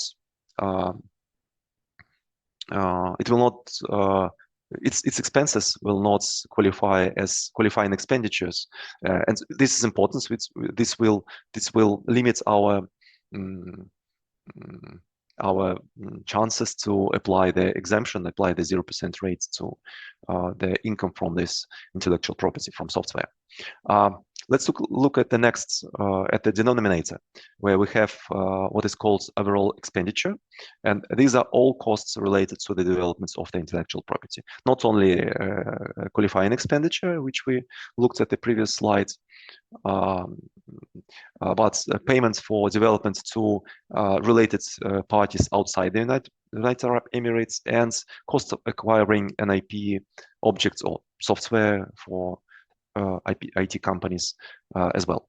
So this is the denominator. And finally, in the nominator, we have the what is called uplift expenditure, and those are bad expenses, non-qualifying expenses, and then they can be added up to the qualifying expenses, but only within the 30% limit. So the uplift expenditure cannot exceed 30% of the qualifying expenditure. In which case, if we have, let's say, related party, if we outsource software development to a related party outside of the United Arab Emirates, then we may ultimately inflate the overall costs, but we will not be able to include all those expenses into the nominator. In which case, the ratio will not be will be far from 100%. The ratio will be, let's say, 0.5. And that will mean that when we multiply it by the overall income from the respective intellectual property, only this portion of income will be subject to exemption. So the more bad expenses we have, which are included in the denominator, but only limited, only partially included in the nominator, we'll have the ratio which is lower than 100%, in which case our qualifying income will be less than total income from exploitation of the intellectual property or software in the case of IT companies. So let's look at the specific examples. Example one, where we only have one company that itself developed software internally, only spends money on salaries of software engineers, will likely qualify for the exemption, or will have its all income subject to the exemption. All income will be qualified as a qualifying, will fall under the definition of the qualifying entity according to the of the qualifying income according to the formula. If the structure is more complex, then if the development activities are outsourced to a related party outside of the United Arab Emirates, then such costs on outsourcing cannot exceed 30% for determining the ratio. And as I said, if it's too much, then the ratio will be far from 100%, and we'll have non-qualifying income in large parts. And basically, this might result in impossibility of applying the 0% corporate tax rates. And the third example, where we have, so to say, back-to-back IT company, which acquires licenses and sub-license them to clients. In this structure, most likely 0% tax rates would not apply, because this acquisition of license will represent costs of acquiring the intellectual property, which is a bad type of expense in any case, regardless whether the company that owns and licenses the intellectual property software to the IT company is a related party or not. Okay, three conclusions here. IT companies in the United Arab Emirates, if handled properly, they can be an efficient tool for structuring and tax planning. Similarly to service companies,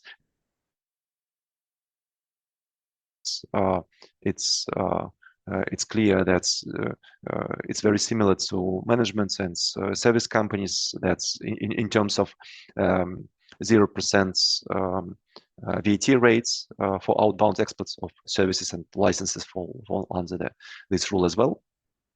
And 0% corporate tax rate is achievable, but it's more difficult because of the nexus and the formula, because of the nexus requirements and the formula we just discussed. And reverse charge VAT on purchases of services should be considered.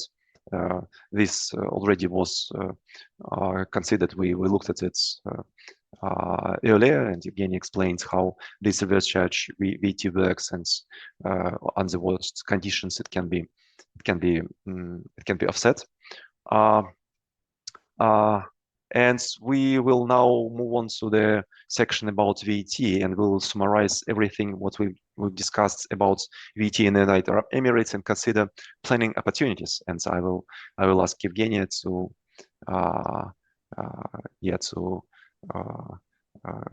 to continue here. And yeah, Evgeny, the floor is yours. Thank you, Victor. Yes, so during the webinar, we have already talked about VAT implications in the UAE for holding and financing companies.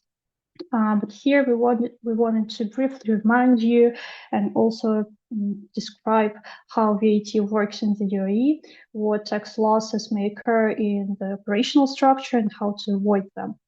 So starting from the beginning, in the UAE, the VAT rate, the general VAT rate is 5%, which in comparison with other countries is a relatively low rate. Also, certain types of supplies may be exempt from taxation or are subject to zero rate. And it's very important to remember what we have talked earlier about, that if a company performs exempted supplies, exempted services, for example, it cannot recover input VAT. But if it performs zero rate operations or transactions or supplies, it can recover the input VAT. And also, when doing business in the UAE, it's very important to remember about the reverse charge mechanism, under which sometimes in certain situations, under some conditions, not the supplier, but the purchaser may be liable to tax in the UAE. For example, if a foreign entity provides services to a company registered in a designated zone or registered in the mainland. But the good thing is, and as was mentioned by Victor, the VAT paid under this mechanism can be recovered if all the necessary conditions are met. And next, we'll discuss two instruments that can be used by business in order not to low or not to lose VAT in the UAE. The first one is designated zones. Victor has already talked about them, but I will briefly remind you that designated zone can be used, for example, by traders, and they're mostly popular among traders because goods that are purchased by a company registered in designated zone from a foreign entity and then which is sold to another foreign entity or, for example, to another designated zone is invisible for VAT purposes in the UAE. So there will be no input tax, no output tax, no VAT implications. But it's important to remember that registration in designated zone doesn't protect against paying 5% of VAT on certain supplies. For example, if a foreign entity provides services to a company registered in a designated zone, or if a company registered in a designated zone provides services to another company registered in a designated zone. But the good thing is the VAT paid by companies registered in the designated zone in these examples can be recovered if all the necessary conditions are met. And another tool that can be also used to optimize VAT implications in the UAE is formation of a tax group. This tax group for VAT purposes, first of all, is different from tax group for corporate tax purposes. So it's two different groups. And if you form a tax group for corporate tax purposes, it doesn't mean that you have formed a tax group for VAT purposes. Two different groups, different criteria, different consequences. And we'll talk about tax group for VAT purposes. This group can be formed by UAE companies that are related according to criteria imposed by the VAT legislation. And these companies should appoint a representative member who will kind of on their behalf communicate with the tax authority by, for example, filing an application to the FTA. And there are some interesting reasons why the application may be rejected, and we think it's worth considering when you assess whether you want to form a tax group. For example, the FTA may reject your application if it has concerns that the formation of group will lead to tax evasion or will lead to significant decline in tax revenues. And the benefit of forming a tax group lies in the fact that all intra-group transactions are disregarded for VAT purposes, so they are invisible. And all external transactions, they are deemed to be concluded by the representative member. So all the input tax and output tax is deemed to be obtained by this representative member. And next, we'll consider an example where forming a tax group may reduce VAT burden of the group in the UAE. For example, we have two companies in the UAE, a financial one and a trader. A financial company provides loans to a trader, and as we discussed earlier, provision of loans is exempt from taxation in the UAE. Therefore, a financial company cannot recover any input tax. The trader, on the other hand, has only performs taxable supplies, therefore it can recover all the input tax.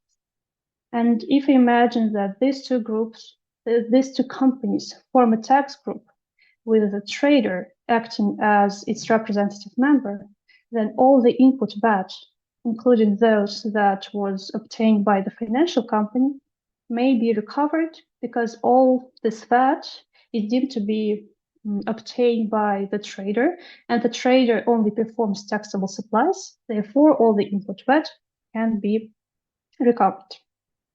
And to conclude everything said, I can note that the general tax rate of value-added tax in the UAE is 5%, and in some cases, 0% or exemptions may be applied.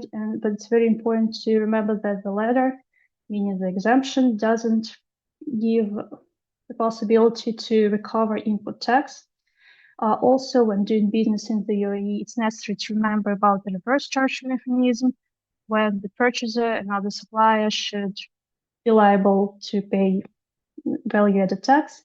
And also to low tax burden in the UAE, you can use designated zones. For example, if you want to register a trader there, and or form a tax. And that's all about how not to lose VAT in the UAE in international structures. And now I will give floor to Всеволод.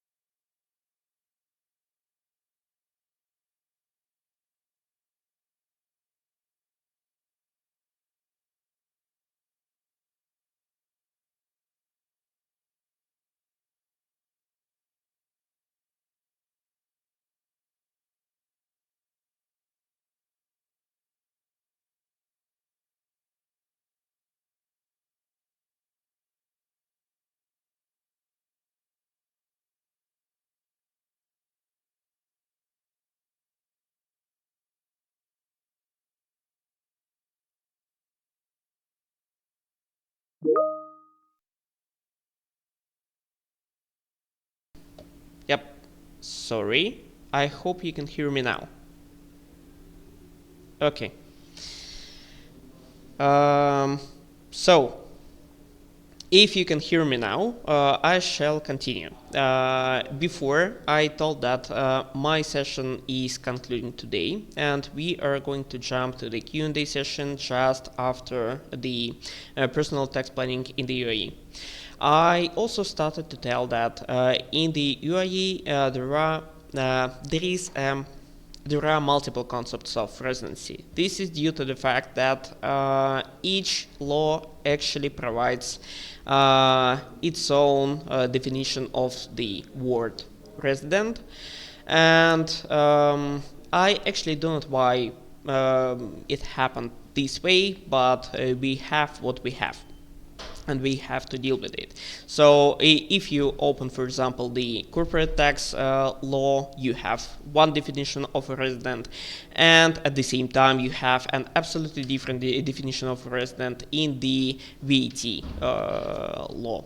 So, but we have to say that above all of these laws, there is a cabinet resolution number 85, which says that especially for legal persons, that a tax resident who can apply for a certificate, because this is what is the most interesting part about this, are the following companies. Whether or not this company was established in the UAE, or, which makes it more complicated, it is considered a tax resident under an applicable tax law. Here, by the way, I should say the general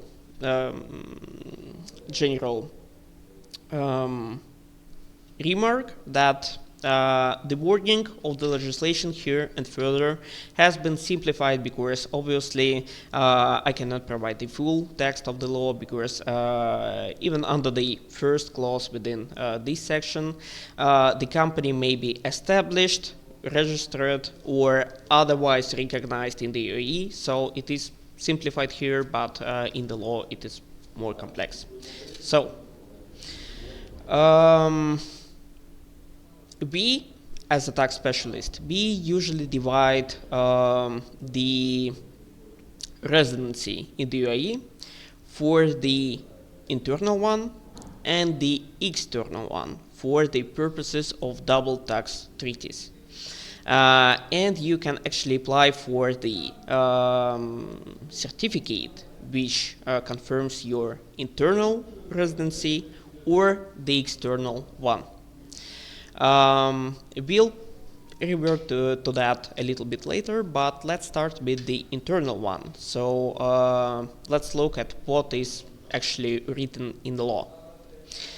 And here I propose to address ourselves to the corporate tax law, to the Article 11 of this, and it says the following.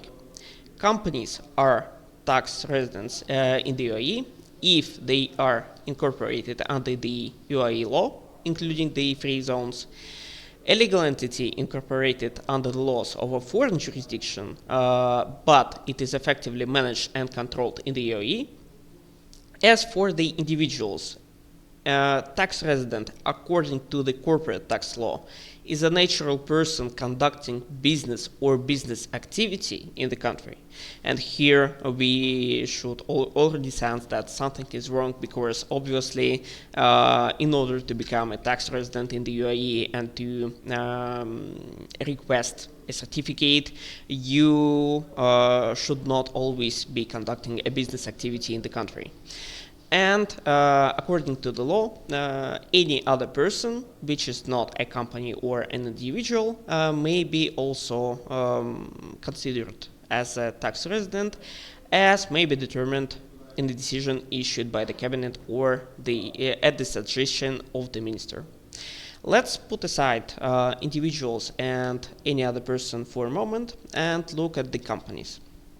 And here I propose to look at the second clause, which says that a legal entity may be considered a tax resident in the UAE if it is incorporated somewhere abroad, but is effectively managed and controlled in the country.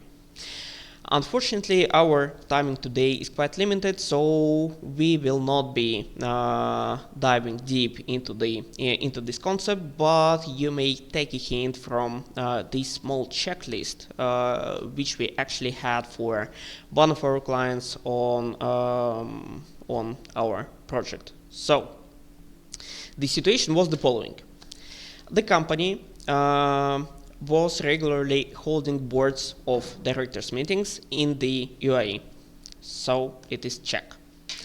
Meetings were held in person, with remote participation being infrequent and only for members without veto rights. Check. The board of directors' powers have not been delegated to anyone, either formally or informally, so we can check that as well. The board of directors consistently demonstrated its independence because they rejected several times proposals from other parties, including the shareholders, and the UAE legislators actually pay lots of attention to the powers of shareholders and whether or not they are controlling the company instead of the board of directors or a single director. We can check that as well. So the company was actually incorporated in another country, in a foreign country, and actually since they had board of directors meetings in the UAE and all of other points here, they concluded that they were a tax resident of the UAE. Check. And here is the main question. How can we obtain the certificate for our company?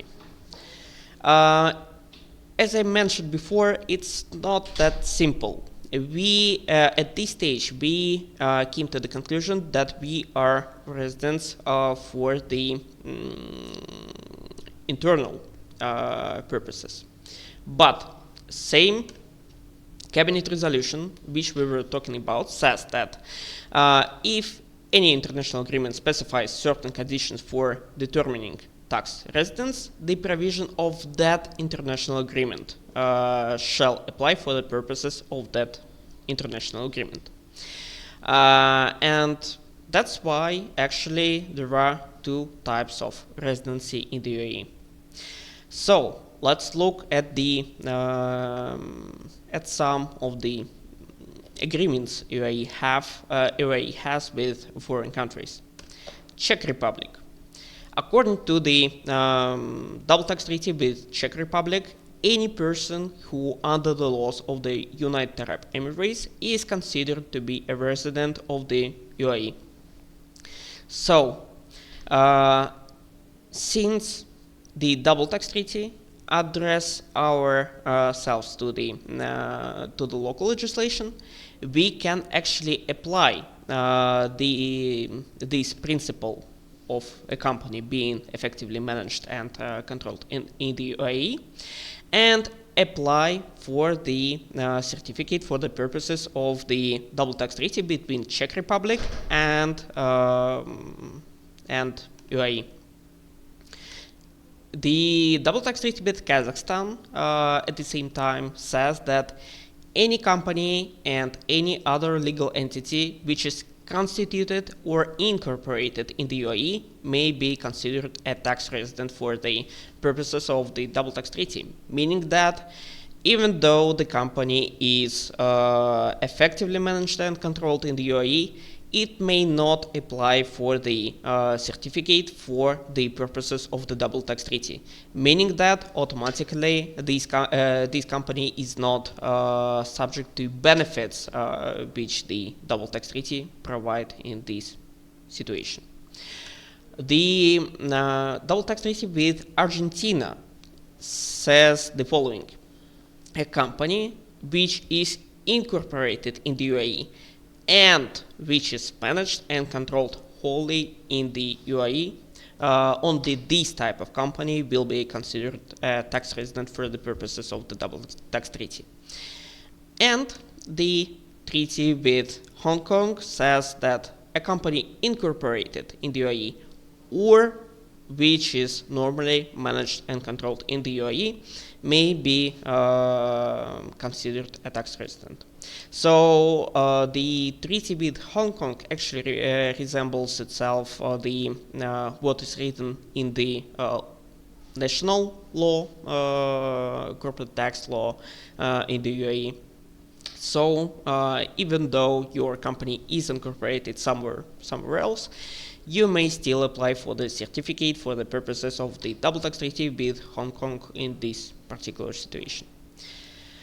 As for individuals, it is actually the same. We have the internal residency concept and the external one, which where you have to address yourself to the double tax treaty and what is actually written in that agreement. I personally often deal with this provision, which says that if you are physically present in the state for a period of more than 90 days, under some conditions you may be considered as a tax resident in the UAE. So we have lots of clients who come and say, okay, I've spent less than 183 days in the UAE, but more than 90, whether or not I'm able to apply for the tax residency for the country X, apply for the certificate for the treaty with country X. As for the double tax treaties here for individuals specifically, again, treaty with Czech Republic provides a single definition both for companies and the individuals, so it just addresses ourselves to the local legislation of the UAE. The treaty with Kazakhstan says that a tax resident for the purposes of the treaty is a UAE national or any individual who under the laws of the UAE is considered as a resident thereof. It's interesting because for companies, the treaty with Kazakhstan provided a definition which was quite different from what is written in the national legislation of the UAE. As for Argentina, it says that a resident is a person who is present in the UAE for a period of more than 183 days, and that's it, period. Meaning that even though a person spent there 90 days and satisfies the special additional requirements stipulated there, unless this person spent more than 183 days in the UAE, this person cannot apply for the certificate. And a treaty with Hong Kong actually says that an individual who ordinarily resides in the UAE may apply for the certificate. What is actually ordinary resides? It is a theme for an outstanding webinar for, I guess, 1 hour or more. So let's not dive deep into the details. So, as there are two types of residency in the UAE, there are obviously two types of the certificates. The internal one, which confirms the internal residency. It can be used for submission to, for example, various organizations such as banks, to your counterparties, etc., etc. And due to the simplicity of obtaining it and versatility, it can be used for everyday purposes, just to inform your counterparties about your tax status. As for the external certificate, it confirms your status for the application of the double tax treaty. It is the only way to avail yourself of the benefits under the treaty, and eligibility conditions may differ significantly from what is written in the UAE domestic legislation, so it is what should be paid attention to. And unfortunately, the external certificate is issued for the purposes of a specific treaty, so it is not that versatile as the internal certificate, which can be used for day-to-day purposes. Okay, since we have covered the section with the tax residency, I should also say a few words about structuring of personal assets. Utilizing yourself of the legislation and benefits of the UAE legislation. Holding companies. Holding company is work great actually, and Victor already covered the most part of it. So it is great because you can achieve the 0% rate in the UAE if you satisfy the special conditions, whether it is the requirements for the free zone or it may be, for example, the participation exemption if you acquire only dividend and capital gains income. If the shareholder or a beneficial tax owner is a UAE resident as well, it works even better because we can eliminate one of the excess at this structure because there is no personal income tax in the UAE unless a person conducts business activity, and the income from the hold company will not be taxed at the level of the beneficiary as well. And as for the corporate income tax, At the absolute majority of the situations, holding shares of your holding companies and receiving income from it should not be considered a business activity and should not be subject to corporate tax because it is a personal investment activity which is directly carved out from the application of the corporate tax law. But UAE provides more opportunities to structure your assets, not just a holding company. There are actually trusts in the UAE, and interesting that trusts are usually incorporated in ADJM and DFC free zones because they provide an opportunity to apply the common law to your trust. And as you might know, trusts are more common for the common law system, so it is a great opportunity to have it there. From the perspective of from the tax perspective, trust is recognized as an unincorporated association, so you have the definition here on the slide. For the purposes of tax, trusts in the UAE are transparent, meaning that there are no tax at the level of trust, and income from assets is considered to be paid directly to beneficiaries. That is why we always have to pay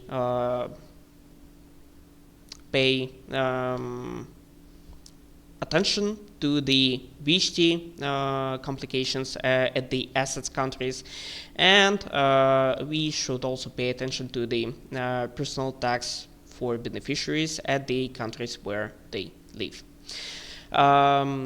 Interestingly, by agreement with the tax authorities of the UAE, you may make your trust untransparent for the purposes of the corporate tax. It may be done only irrevocably, so you will not be able to revert it back. But anyway, even after you have made your trust untransparent, you cannot make it a qualified free zone person, meaning that you cannot apply for the 0% rate. You can also, as an alternative, incorporate a foundation in the UAE. I like foundations actually more because they are more common for the civil law tradition, which we usually refer ourselves to. So it is better, the rules are better written, they are more complicated and detailed, and there is less doubt whether or not there is less doubt in the consequences, especially the law consequences regarding this structure.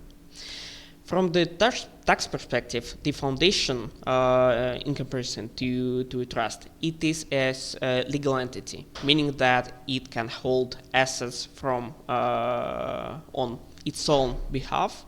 It can, again, on its own behalf, participate in court cases, and that is why actually it is more common for us as representatives of a civil law tradition.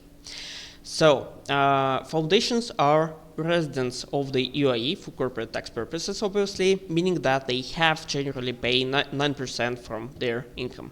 But again, in comparison to a trust, a foundation is entitled to become a qualified free zone person and apply 0% rate in any of the free zones in the UAE. Even if foundation is not a qualifying freezone person, it still can avail itself from 0% rate on the local dividends from local subsidiaries in the UAE, and it is also entitled to apply participation exemption. Interestingly, a foundation may also obtain a family foundation status. It is a little bit different thing. The main purpose of the family foundation is that you can make your foundation transparent from the perspective of the corporate tax in the UAE, making it kind of similar to a trust. Interestingly, you can also make subsidiaries of your family foundation also transparent for the purposes of the corporate tax in the UAE. For this, you should your family foundation in the UAE shall own it fully and directly. And if your family foundation and in the UAE owns it indirectly, it is available only if you are holding your indirect participations through the unincorporated partnership, which is also transparent for tax purposes in the UAE. And your subsidiaries, if you want to make them family foundations as well, should comply with the condition for family foundation as well.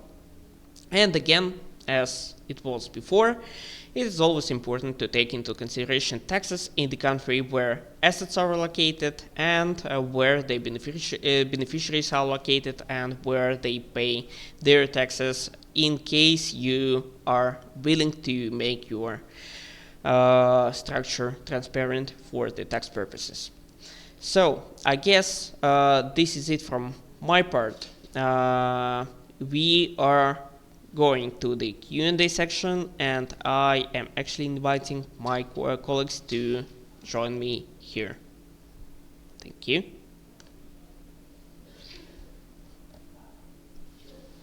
Yes. Thank you, Всеволод.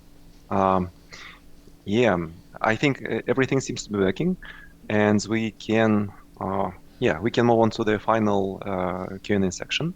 We have a few questions submitted before the event by those who registered, and we have at least one question in the chat.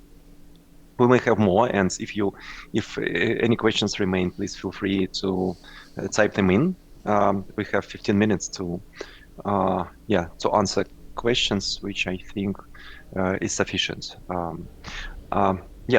The first question from one of the participants: why does the FTA sometimes issue tax resident certificate not for the full year, and for example from June to June? I think, Всеволод, it's a question to you. I don't know if it's a... Yes, I guess it is a question for me, and the answer is, as usual, it depends.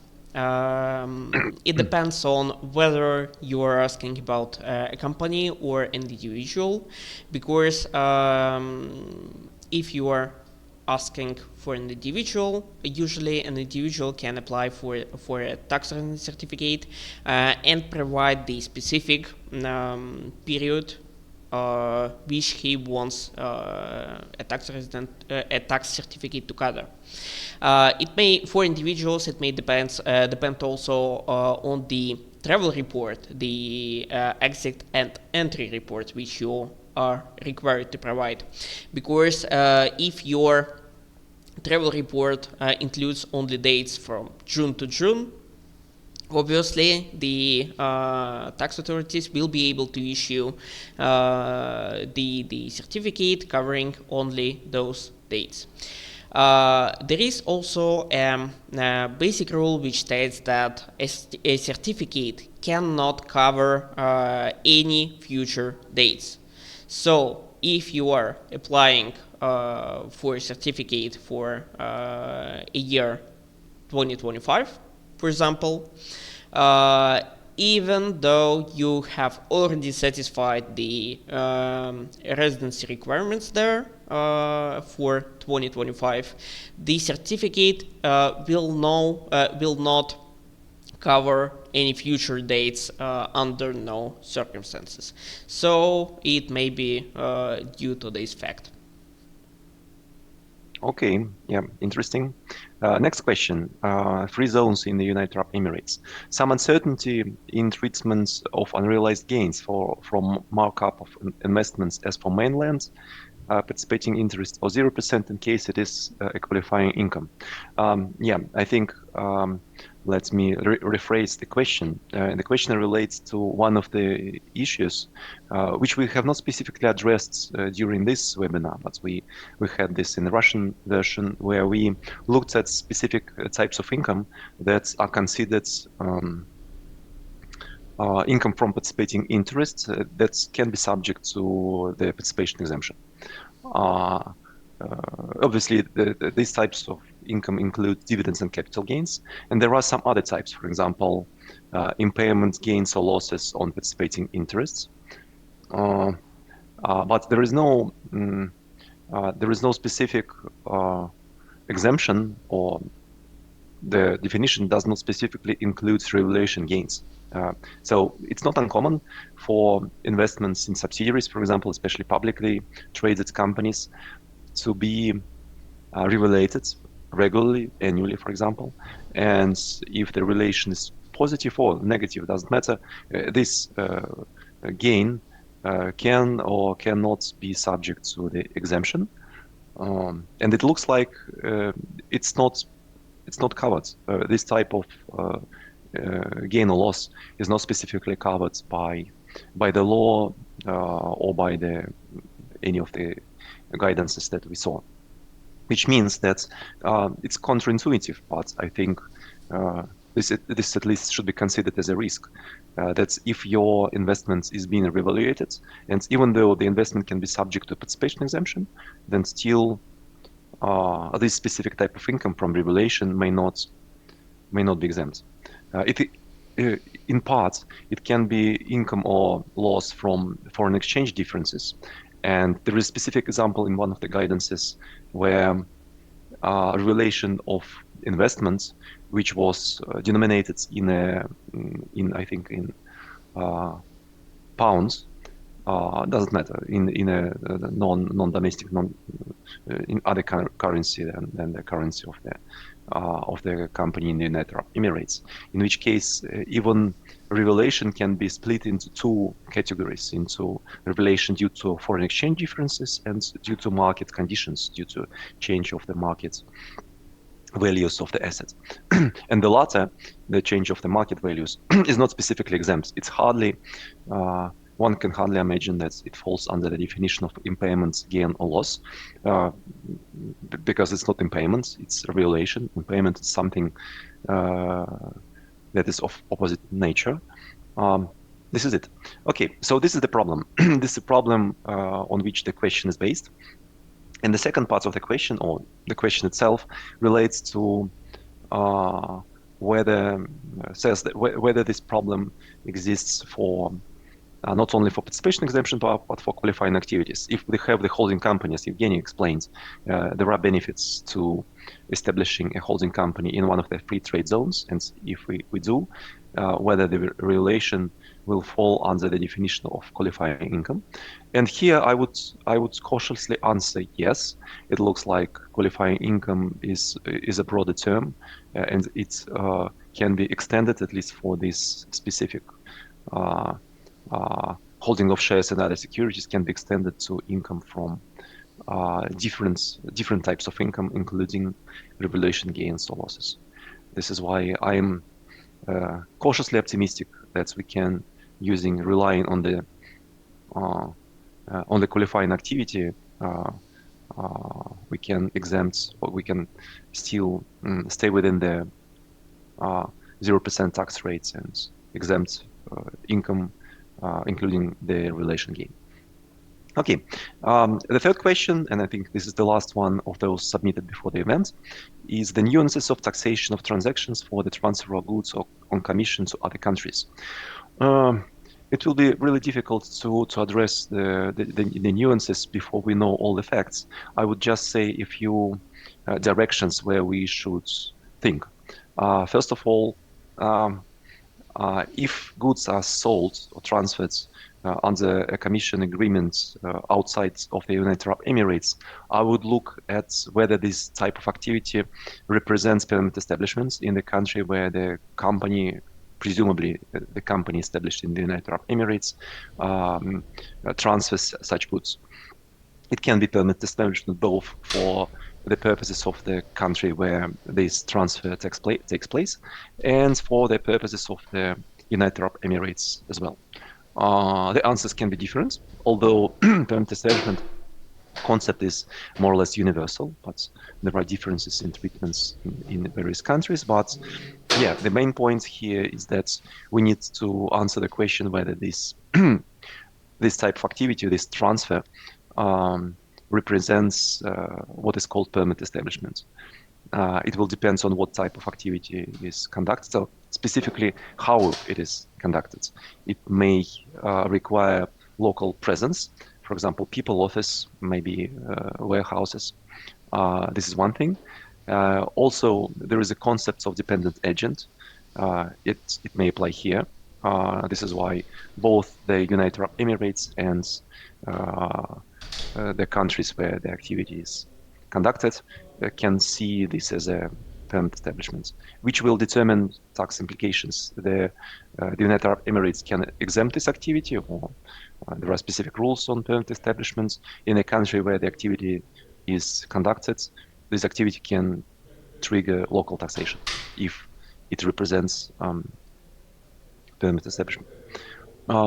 This is probably one thing. Another thing would be whether we can qualify for one of the qualifying activities in the United Arab Emirates if the company is established in one of the free trade zones. Again, it's not obvious from the question that it is the case, but here I would be optimistic as well that we can find, provided that the goods are right, or yeah, there are other conditions. We all remember there are two definitions, two types of qualifying income that we can look for and try to apply here, depending on the type of goods, on the types of customers, on where the free trade zone, the company in which of the free trade zones the company is established. This is the second thing I would look at. So I will start from those two things, and there are nuances in each of the directions where we need to look at when answering the question what the tax implications would be for a commission agreement. Um, this is it. I think for this question, it's difficult to say more without knowing better the situation. And I think we have a question from Evgenia. Let me read it out.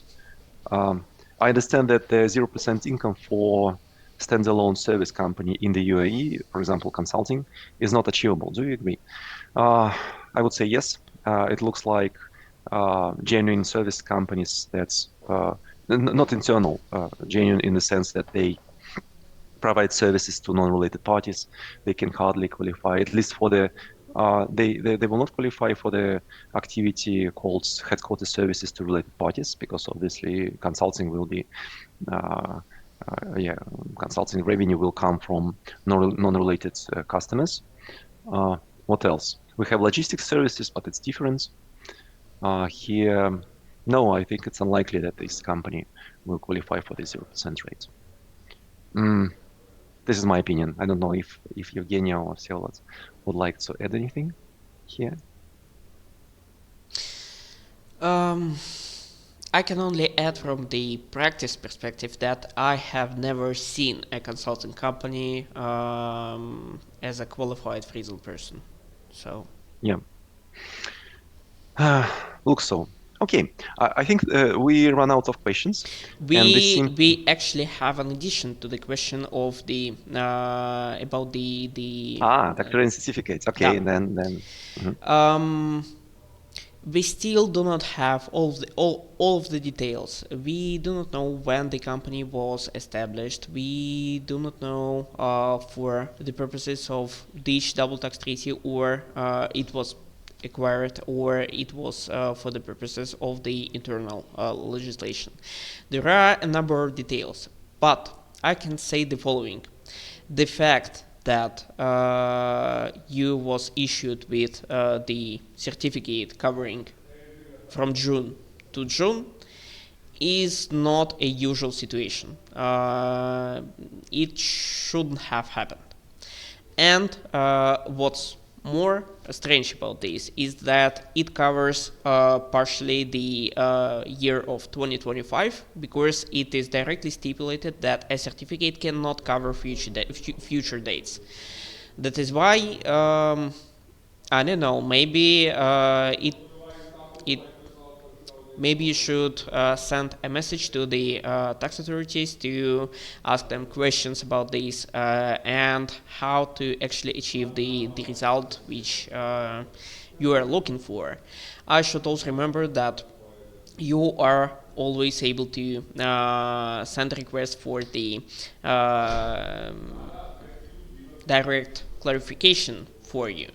And I believe Victor will add something about that, but in your situation, it should be an achievable goal. And as one element of this clarification, you have to provide a memorandum from a consultant which comes to a specific position which is likely to be confirmed by the tax authorities later in the clarification. Yeah, absolutely agree.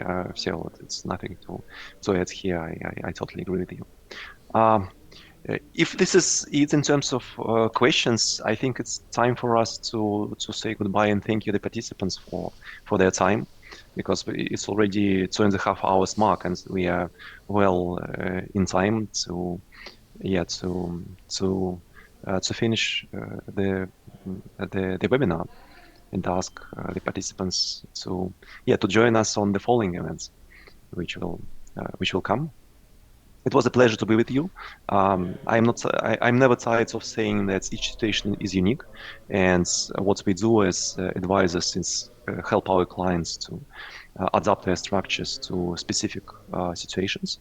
Um, I will add that there will be materials sent to each participant. The materials will be in electronic form in email probably next week, and also we will upload them most likely today, the presentation itself, not the recording, which will be processed a few days, but the presentation will be uploaded on our corporate links in corporate webpage, so you can it will appear in the link will appear once again in the chat. You can copy and paste it and follow us to be the first to receive the presentation, and to follow the international tax news in general, to be the first to know what's going on in the international tax area. It was a pleasure to be with you. Thank you very much. And yeah, as I said, each situation is unique. We advise our clients on their particular circumstances, and our contact details will be on the last slide. Thank you.